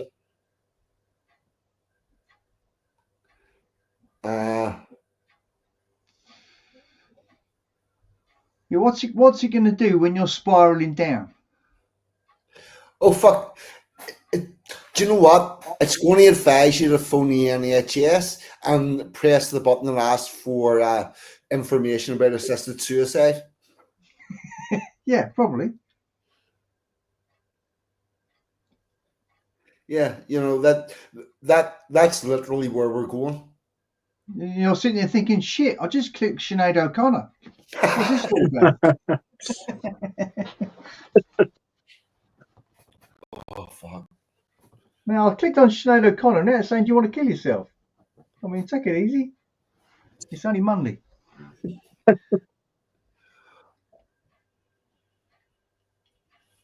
Yeah, Mr. Blogs, I have no idea how the fuck it happened, but it has happened. It's almost like YouTube algorithm has stole something from the TikTok algorithm, which is very highly sensitive and really top that it'll give you what you want before you've even realized what you want. Yeah, there probably is an AI involved in it or something. Actually, the other thing is with AI, if you watch documentaries or anything, or there's a show I watch called The Lore Lodge, and it talks about people went missing in national parks and the story of that area and which Indian tribe was there and how they got there and their lore and whatnot. For him to make a video, it takes him about a week, but somebody can make that same video with AI in about 15 minutes. And because of that, there is a shitload more videos on YouTube than there used to be. And these clicker channels are getting big and they're mixed in with everything else. And that's also having a really negative effect on the algorithms because everything's becoming swamped. And I think this personalizing your feed is YouTube trying to get past the AI stuff and suppress them by going, we're only going to give these people stuff that they have watched regularly.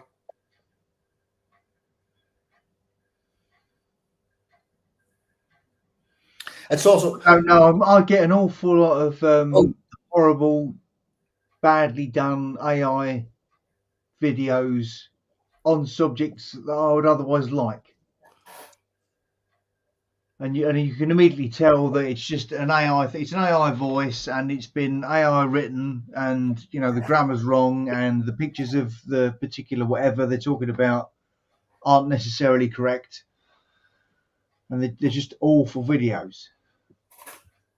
But that's not going to. They're not going to stay like that, are they? Because they're going to fail, and clever people are going to go, "Well, this ain't working. Let's try harder." Yeah, it's the thing. That's, for instance, if you like classic cars, for instance, yeah, then it used to be difficult because you used to have to know your shit to make a video about classic cars. Whereas now you can type into an AI, tell me the story of the Ford Granada, Yeah. Yeah, and it will tell you the story and it will write it down. Then you get an AI voice to read it out and it will show pictures. But at the minute, it will show the wrong fucking pictures. It will show you a fucking European full tallness. All of a sudden, a Mark II Caprice. Exactly. Yeah. And that kind of shit will happen, and the voice will be slightly wrong, but it's going to get better. Oh, that Lore Lodge, they found a channel that had cloned your man's voice, took his scripts and added bits and pieces to them and put that out, and was getting to be quite a large channel before he found out about it. And then all his followers went to that site and went, "Nah, this is fake," and he appealed to YouTube, and all of a sudden the channel is still there, but all the content has gone. So they'll probably start up again and do the exact same thing and clone another YouTuber. But the guy was saying, these people stole my voice and then put words into my mouth that I never said. And that is fucking cruel. Billy Boggs is saying it. Yeah, they steal your other people's shows and turn it into slop. And yeah, that's what I mean. It just turns into slop. Like you think you want to be interested in classic cars, and you try, and you would think that Google and the internet is just going to help you, but it's not. It's just going to pour slop at you. Look, do you know what? Do you know what this means? Somebody could potentially, and it would be probably a lot easier with me because my face is my avatar. Somebody could have me advocating for United Ireland somewhere. Oh, I've already done it. Yeah. You know, it's see you. What about you, chum? Let's all get along now. Yes, we're all mates. It's all good. Everybody hold hands. Yeah. See this bit you've tried to kill me all my life. I don't care. I'm over it.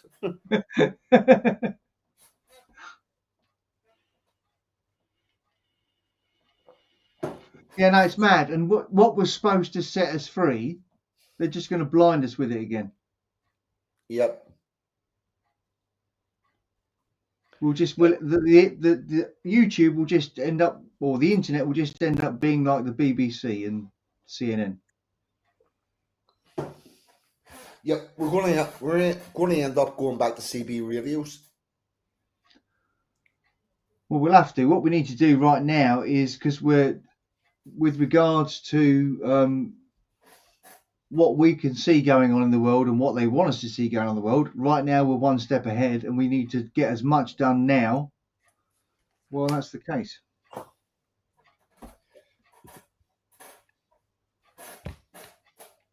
The thing I had a Granada Coupe which had the independent rear suspension, but the 3-litre engine and everything, like a Capri.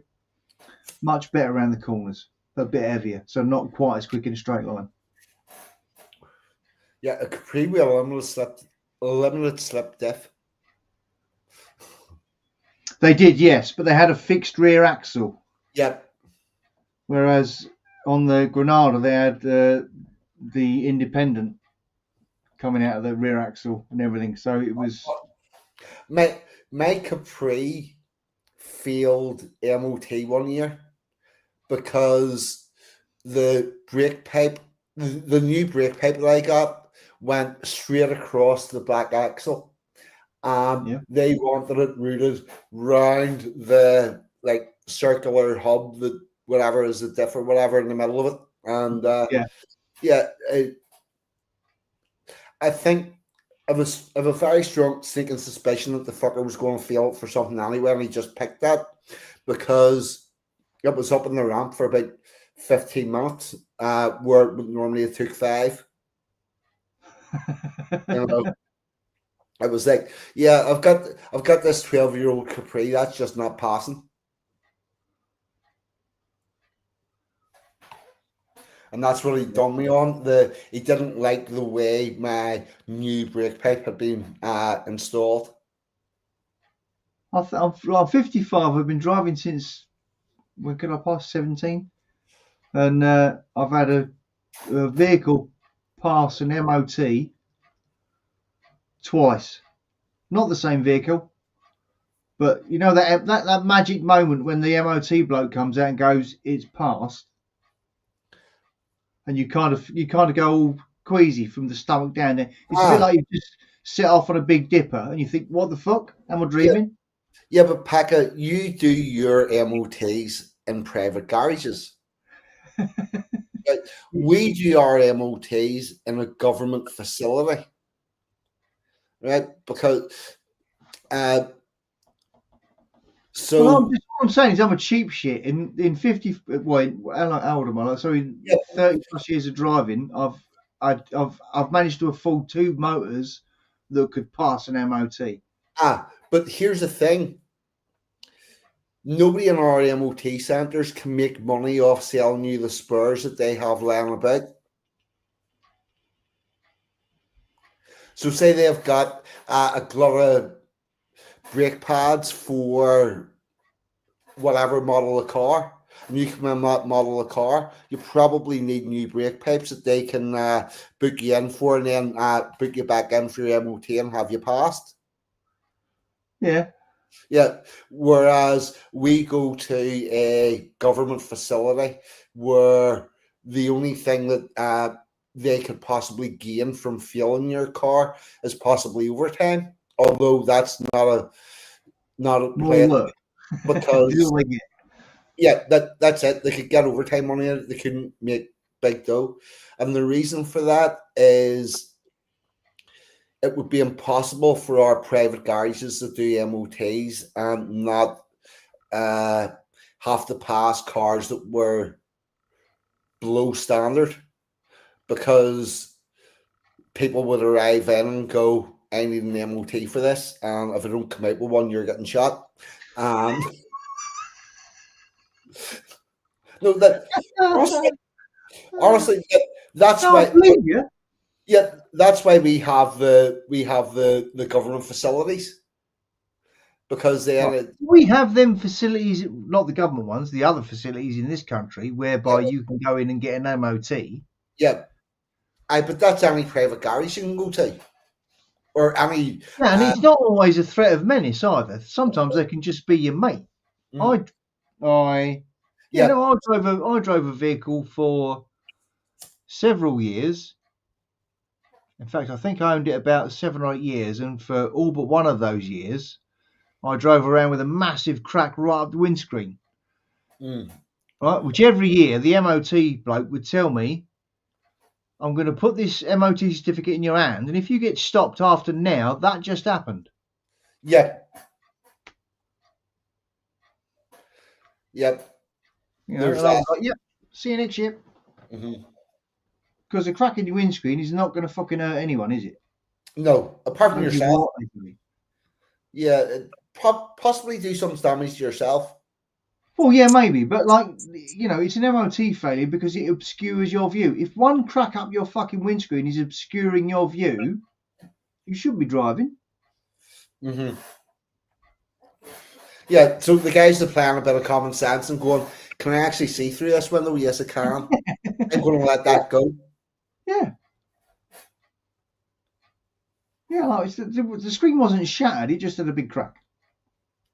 Yeah, Don Brett. Australia is really weird with its car rules, but it's not just. It's not even normal. Like in most places in America, you don't fucking have to have one. Yeah, America and Australia, you have to do your MOT when you buy it or sell it, and then you can sell a car certified or uncertified. Obviously, uncertified it's a lot cheaper. Yeah. But before the new person puts it on the road, they have to certify it. Whereas in New Zealand and United Kingdom, we do that test every year. Oh, fuck. There was a time in Ireland where they were that far behind with their driving tests that you were allowed to drive. If you'd done a year as a learner, you were allowed to drive for a year without just doing the test and without needing anybody with you or anything. It was like, and then you would apply for your driving test the next year round. The other thing that they did in Ireland in the rural areas was they basically decriminalised drunken driving, whereby if you lived. That sounds like a bit of me, that. Anyway, carry on, mate. Sorry. What they did was, if you lived outside of a town and you would phone up a local cop shop and say, "Here, I'm in the pub. I've had a few drinks, but I'm okay. I'm going to be driving home." And they would go and check the major crossroads that you had to go through and make sure nobody come out in front of you. And you could. Yeah, Ireland. Yeah, that place down south, it used to be called the Republic of Ireland, but they took the Republic out of their official name quite a while ago, so I no longer call it that. Yeah, this is because they killed all the pubs in Ireland. I honestly think immigration had a lot to do with that, but and a couple of other things. The interesting thing about Dublin is you can find an Italian cafe, a fucking Eritrean one or whatever, but finding a proper Irish pub's getting a bit difficult. Yeah. And then if you do find an Irish pub, you'll find them singing IRA songs all night, so it's not really that nice either. What is the name of the pub in central Belfast which still has like the little closed off rooms that you can go in? Like that's the one, yeah. The Crown Gin Salon. Mm. And it has like a function room at the back where they usually have the gigs on. Yeah. Yes, and that's actually owned by the National Trust. It's a beautiful building, I must admit. It's one of the last gin palaces in Great Britain or United Kingdom, and it's owned by the National Trust. It makes a profit. It's really nice to go into. If anybody's visiting Belfast, Europa Hotel's on one side of the road, which is famously the most bombed building in Europe, and the other side. I stayed there, mate. You're not making it sound good to me. I think I've actually stayed there. They haven't blew it up in many. Not during the Troubles, obviously. Well, it was the one large, really high standard hotel we had, so they kept on blowing it up. It's been blew up about fucking 9 times. But not this week. Yeah, right across the road is the Gin Palace, which is absolutely gorgeous.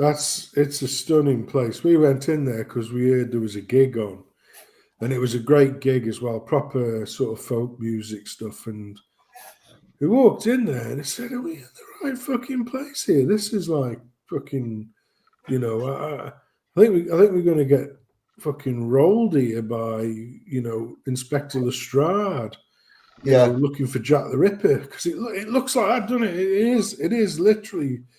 I don't exactly know what the era is, but you walk in and it's like you're walking into Victorian England. It's like, whoa, fuck me, we've still got places like this. Wow.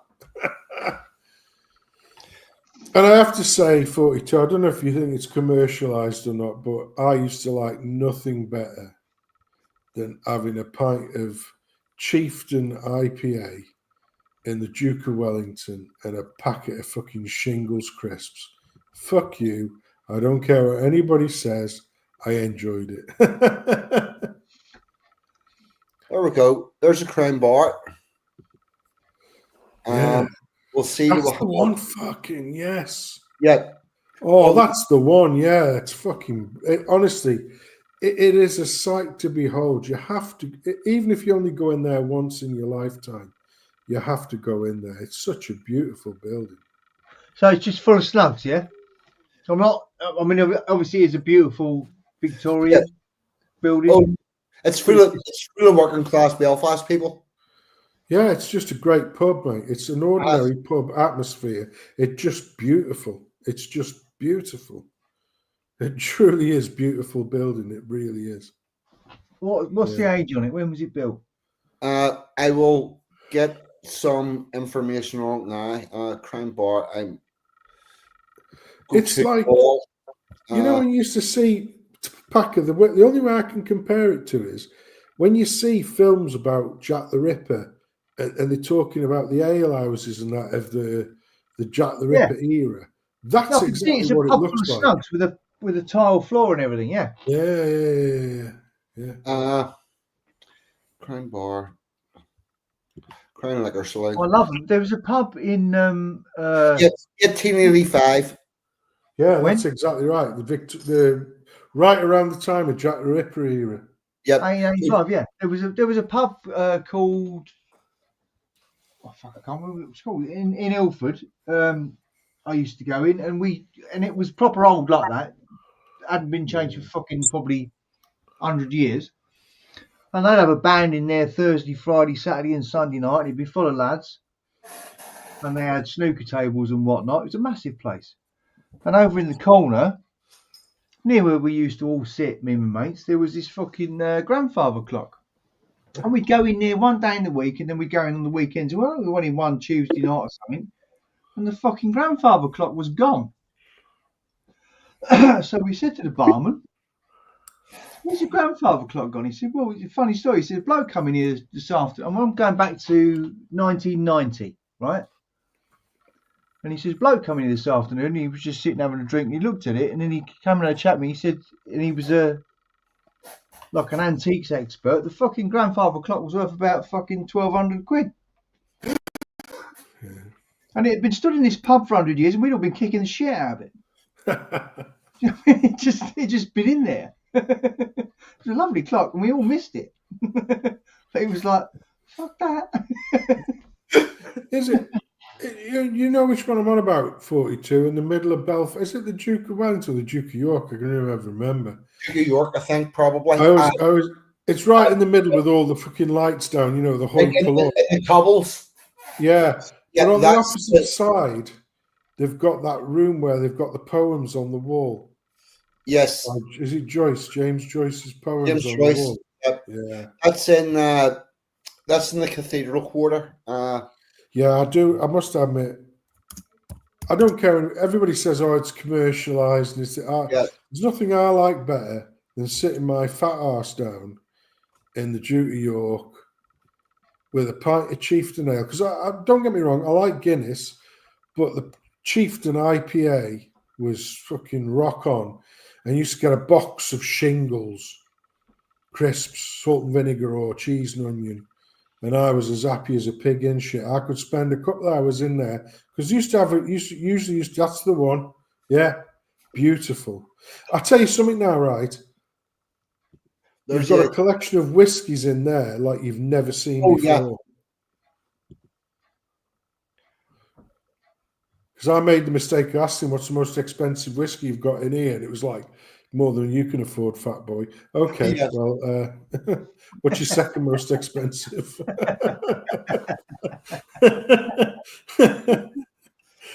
Once again, look at that there. What a great building. I fucking loved it. You know. Thank you, COVID, you fucking cunt. Yeah, anyway, sorry about that. Cauliflower was the name of the pub I used to drink in.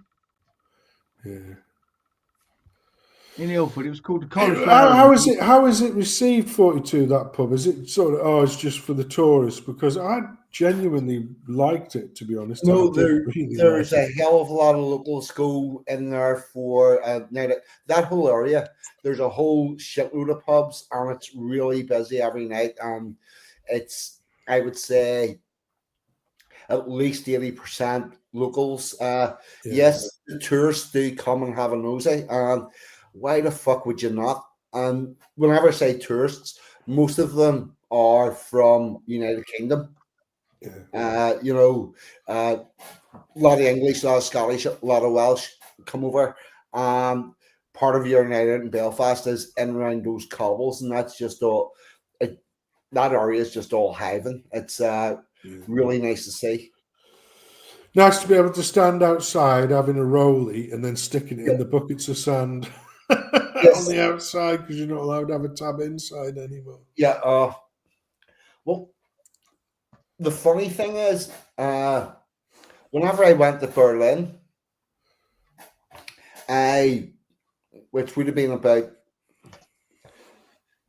I don't know, it's probably 12, 13 years ago. I was quite surprised because got off the plane, got a taxi to my hotel, come out of the hotel. It was pretty late in the evening. Walked down the street into the first pub, bought a pint, and there's a big fuck off glass ice tray sitting on the bar. And everybody was smoking away in Berlin, in Germany, where all this fucking no smoking inside came from. You know, the typical European Union. We'll enforce these rules on everybody else, but we're not going to enforce it on ourselves.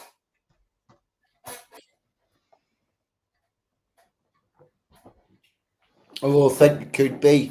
I wonder what it's like in France now, because when I was over in France for my troubles, and that would be... Oh, fuck. You can't smoke inside a building, but you can't set fire to one outside it. Oh, fuck. Yeah, which one of these two is illegal? Smoking inside a building or setting fire to it outside? Oh, fuck. It was in, like I say, it was in France, and you could still, you were allowed to smoke anywhere you wanted in France. You know, back then, even doctors had a fag in the mouth operating on a patient, sort of thing. It's like, and I remember doctors smoking. Perfectly yeah, normal. when I was a kid, all my doctors used to smoke. Yeah. Used to walk in, we were having a fag. My doctor used to smoke and tell me not to. Yeah. Well, I remember I went in there once because I had a bit of a roopy throat, as you used to do. Yeah. Your doctor went, oh, you smoke? What do you expect? No, this was when I was a kid. All right. And he went in, and he goes, oh, yeah, I know what that is. He goes, so are you still, to me, ma'am? And he goes, and do you still smoke, to me, ma'am? And she goes, well, yeah, yes, I do, doctor. He goes, oh, can I have one? I'm absolutely pegging. So him and my mum had a tab for the rest of the appointment. Welcome to the 80s, people. This was on the way, oh, welcome to the pleasure dome. Yeah, but France was like, it was great because like in France, used to smoke between courses in meals. It was fucking mint. I was loving it. It was great stuff. Mind you, I didn't like the French tabs much. They were awful. Oh, they were rotten. French tabs were rotten. We used to smoke these Russian ones, which were much nicer. But the froggy tabs were terrible. Ugh. Do you know Gazwas or something like that? Yeah, they were called Galwas or something like that. Yeah. No. And you were? I don't remember. I never smoked any foreign fags. Crack on. Galwas. They were called Galwas. I remember it because it was in the Ipcrest file, because Harry Palmer, who didn't even have a name in the Ipcrest file, but that's who he became when Michael Caine played him, had a fucking fetish for French shit. So he liked French cuisine, he liked French cigarettes, and he used to smoke these Gauloises. Oh, I tell you now, they're rotten. Because the first thing I did was buy myself a packet of Gauloises in them flimsy fucking pissant paper packets that you used to get. And then my fucking throat cuts. Oh, they were fucking awful. Ooh, really rough. And I said to the lassie who was out there, who was a British lassie, but she was out there because she could speak the old lingo and that. I goes, these are fucking rancid. I haven't brought any tabs with me. I'm not smoking those fuckers. Where can I get some? You are? Were they filtered? It didn't matter if they were filtered or not. They were fucking rotten. I used to smoke I used to smoke Park Drive and Woodbine. They didn't have filters, but they didn't taste like those fuckers. They weren't filtered, were they? And players. Park. You're my players. My double Woodbine. Yeah. Woodbine were all right. They were a bit rough, but Park Drive and because you used to get a tab called Capstan Full Strength, they were a bit rough as well, actually. Oh. Never liked them fuckers. But what was Park Drive, Special Service? No, didn't like or them. Navy cigarettes. They're a bit too Navy cut cigarette. Yeah, throat cut cigarettes. They should have called them. Fucking awful things. Navy cut. Yeah, for me. Remember them? Yeah, they were rotten. Ooh. Players. Yeah, so I was over there and I said to this British lady working out in Frogland, I says, I'll tell you something now. Because I said to her, I says, your tabs are all right. What are them? She goes, Russian. I says, where'd you get them from? She says, the Russian shop. I says, where's the Russian shop? She says, they don't exist. Except they're on every fucking street corner that you can. They don't exist. Because it was like contraband or whatever. And I was, all right. And I used to love them, Zabranis and Ziganovs. Ziganovs are lovely. Ziganovs are the nicest tab you can get, in my opinion. Lovely. Really, really knock your head off nicotine, but really low tar. So it's a nice... You shouldn't be promoting such deviant things as smoking, but... I've never given up, but I only have like one or two a month. I haven't had one in ages, because I haven't been over to my auntie's in ages recently. But... yeah, the Russian tabs. I would say Russia makes the best tabs for strength and smoothness. Fucking Turkish fags. Oh, they're rank as well. Oof. They literally are camel shit. I'm certain they roll camel shit out there. Fucking rotten. Ugh. Fuck me. Terrible. I'll tell you one that I used to like. British tab. And I don't know what happened to them, because they were like a little stubby fucker. So I used to smoke 20 when everybody else would smoke 10. Was a tab called Embassy Regal. You know, the little stubby fucking tab. They were a lovely smooth tab then. Yes. I used to smoke those. Yeah. They were a good tab. Didn't Dunhill used to do a cigarette that was about a fucking fortnight long? Yes. You had Embassy Regal at one end, and you had fucking Dunhill Super Kings at the other end. Were they Super Kings or were they fucking something else? Or like, because they were about that long, weren't they? They're like, yeah. Was it more? Are you thinking of more? No, do you remember more cigarettes? You could get the menthol or the plain. But Moore was more like halfway to a cigar, wasn't that? Yeah, a bit like them Sterling tabs, Pakka. Bit like them, they were. Do you remember them Sterling dual cap things? Yes. The cigarillo. They looked like they were a cigarillo, and they did it deliberately so they could keep the menthol crackpot thing in the filter, because that got banned in cigarettes, and they went, aha, this is a cigarette wrapped in a cigarette leaf, and therefore it's a cigarillo, not a cigarette.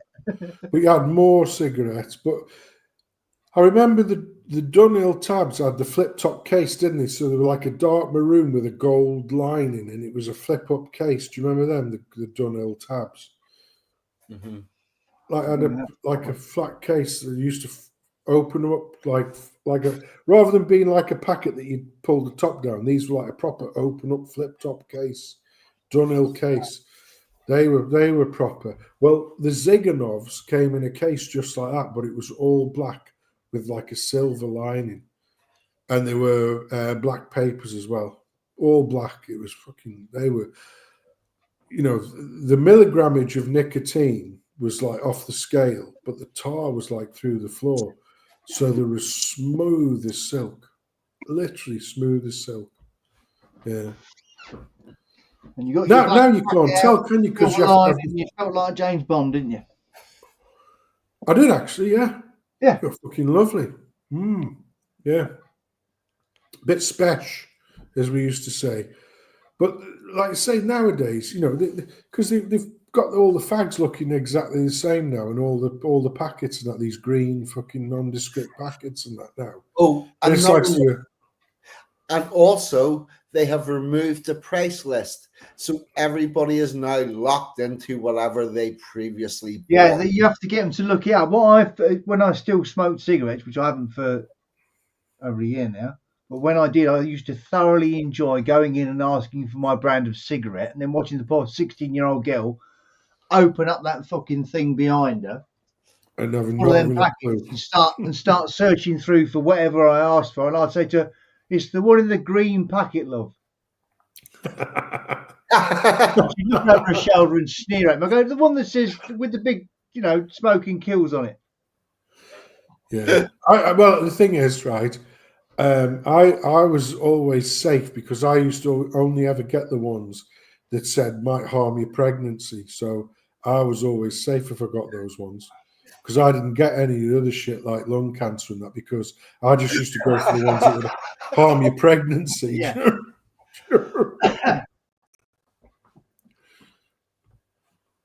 Yeah. Oh well. I waited till I was as tall as I wanted to be, and then I'd get the ones that stunt your growth. That sounds like a plan. Yeah.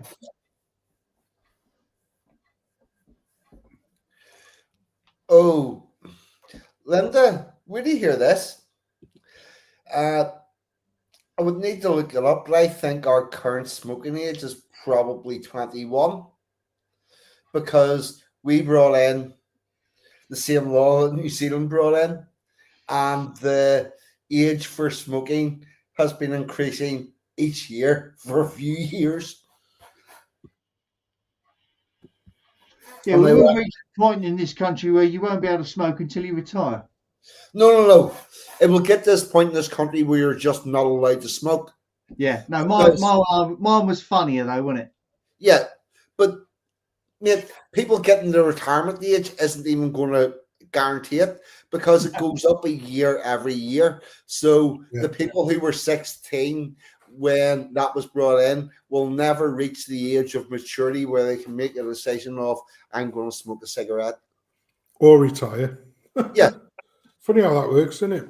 Yeah. There's a bloke drinks in my pub, didn't actually smoke until he retired. Lovely bloke. And we always, everybody says to him, we're like, why the fuck would you go 65 years and not smoke and then retire and smoke? He's like, well, yeah, fuck it, I'm old. I've lived. I'll smoke now. I'll do what I want now. Why not? Yeah. Mind you, he also started taking drugs and going nightclubbing.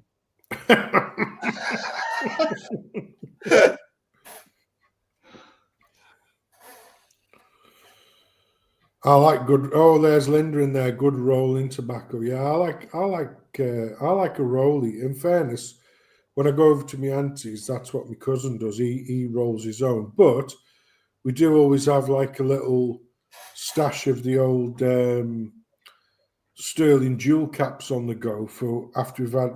Well, we make it a little bit of a mission so that when we have our Sunday dinner or whatever meal it is we go over there, we always have one of them after the meal. So we have a rollie or a couple before.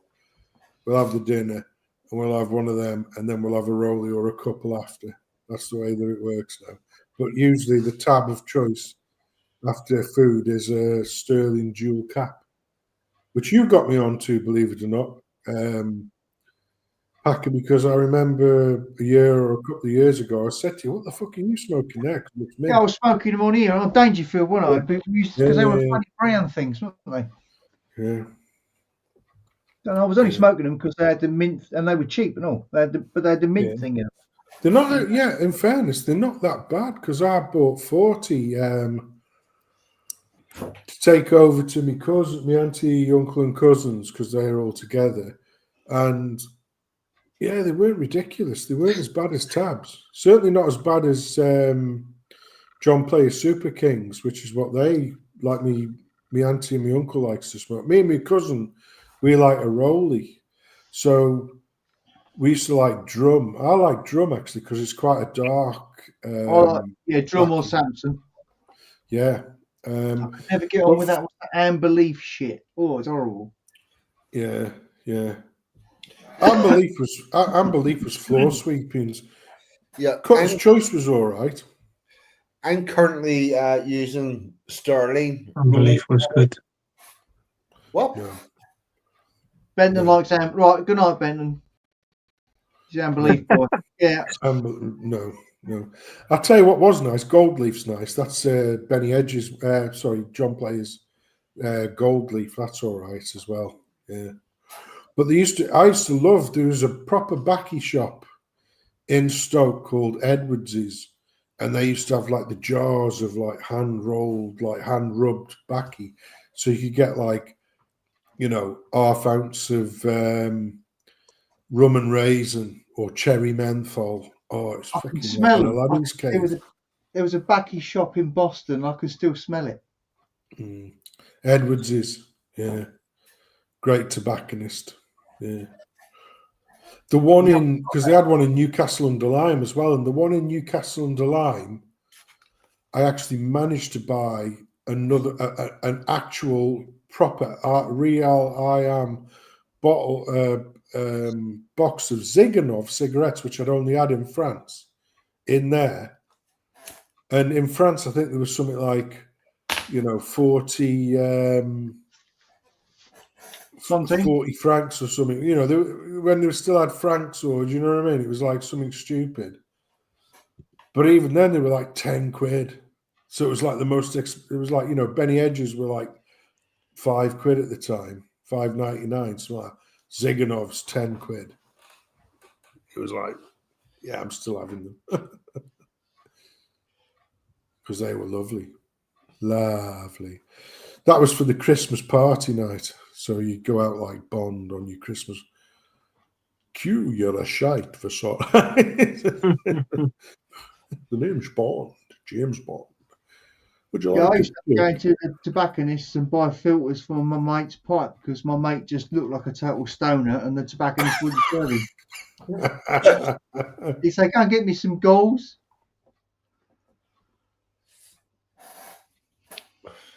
Right, people, we're coming up in 3 hours, so we're going to bring this to a close very shortly.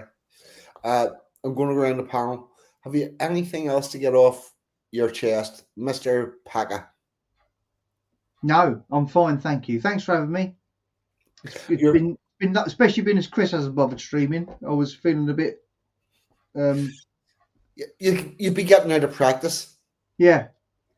I was feeling a bit unexposed. Yeah. I'm glad we were able to assist with that. To be clear, 42 PLC and all of our subsidiaries are not promoting any unwanted exposures or otherwise. But we like to give Mr. Pakka a bit of exposure to the general public in a kind and humane way. Thanks. Mr. Benton, Peter, anything you haven't said or anything you want to get off your chest? Yeah, I'm too tired to think anyway now. Yeah, it's going past your bedtime. I will say, Peter, thank you so much for coming on tonight. That's okay. It's a pleasure having you, and you're welcome back anytime. Yeah, I'd love to. Excellent. Look forward to it. Mr. Communion. I've got a couple of things to say. The first one is cheers for having me on. I didn't realise I was going to be on again after last week, so thank you for that. Sorry I was a little bit late. No Please worries. don't forget Rags' stream tomorrow at 7 o'clock with Matt the Angry Bootneck, and then obviously our good friend Dave, who was on earlier on. You catch him every weekday, 8:30 p.m. So, yeah, been a good one, mate. Cheers. Thank you. I hope you're going to play us out with that good tune you've got. Oh, yes. That's coming up right now. Thank you very much, Samson, for coming on. And we're going to play out with the England Day song. If I can just fucking Just in case you haven't heard enough of me, Sensiman 42 this evening. Yeah, just yep. There we go. That's the one.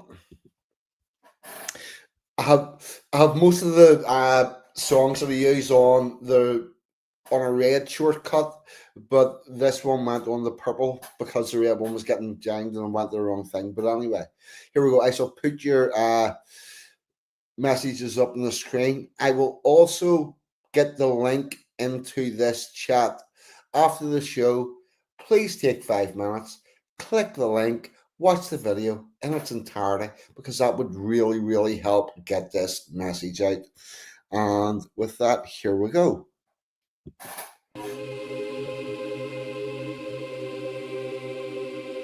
Who are ye in rags and rotten shoes, all dirty and bearded, blocking up the way? We are English. We come from the edge of Europe, beyond which lies only water, ice and death. This is the place we made our home. Raised our cattle, planted the crops, evoked their gods from circles formed of stone, so those gods could witness us atone. When Roman forces did invade, we fought as lions, refused to yield, and those we left out in the field, of the English, they were the seed. Who adversity did propagate, an indomitable people who we would fight, toil and mock in equal measure, and find humour in our adversity, because that is our way. The battle-weary tribes besieged by Vikings, banded as brothers with Angles, Jutes and Saxons. It took some years of consideration to produce our culture of toleration. The creation of the English nation at Stamford Bridge we won the day, but William was quickly on his way.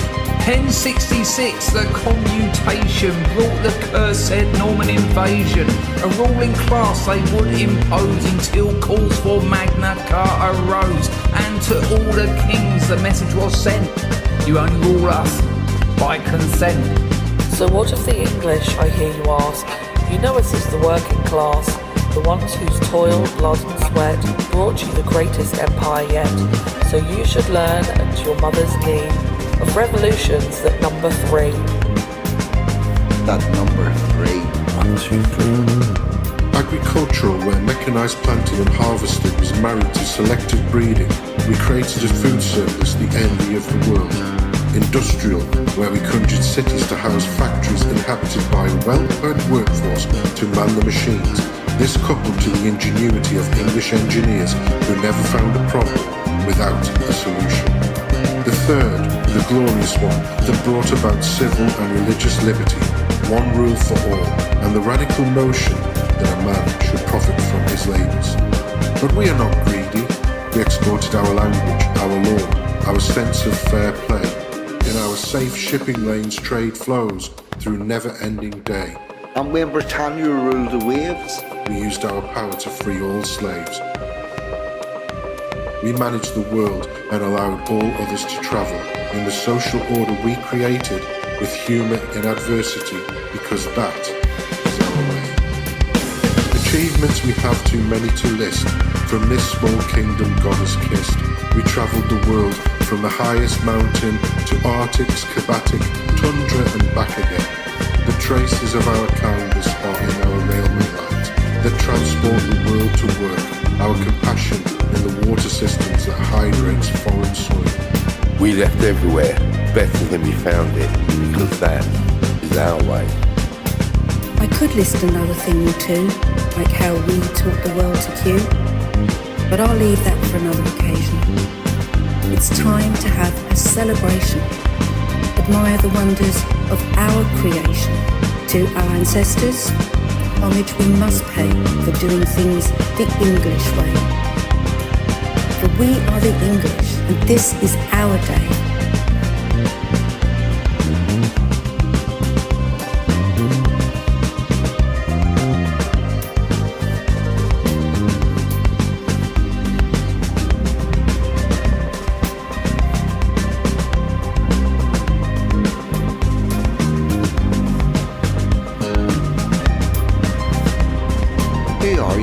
In rags and rotten shoes, all dirty and bearded, blocking up the way.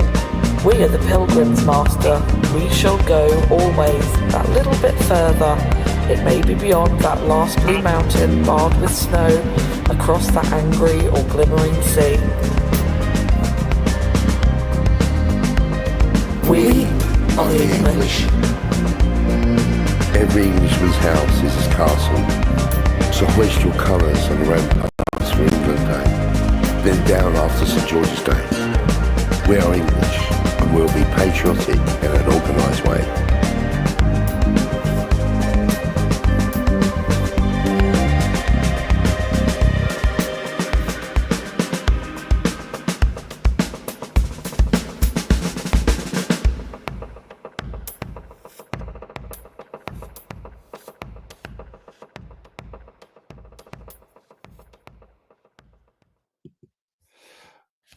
Before I go, 10 years ago, Ulster Day was a thing, but it wasn't celebrated the way it is today.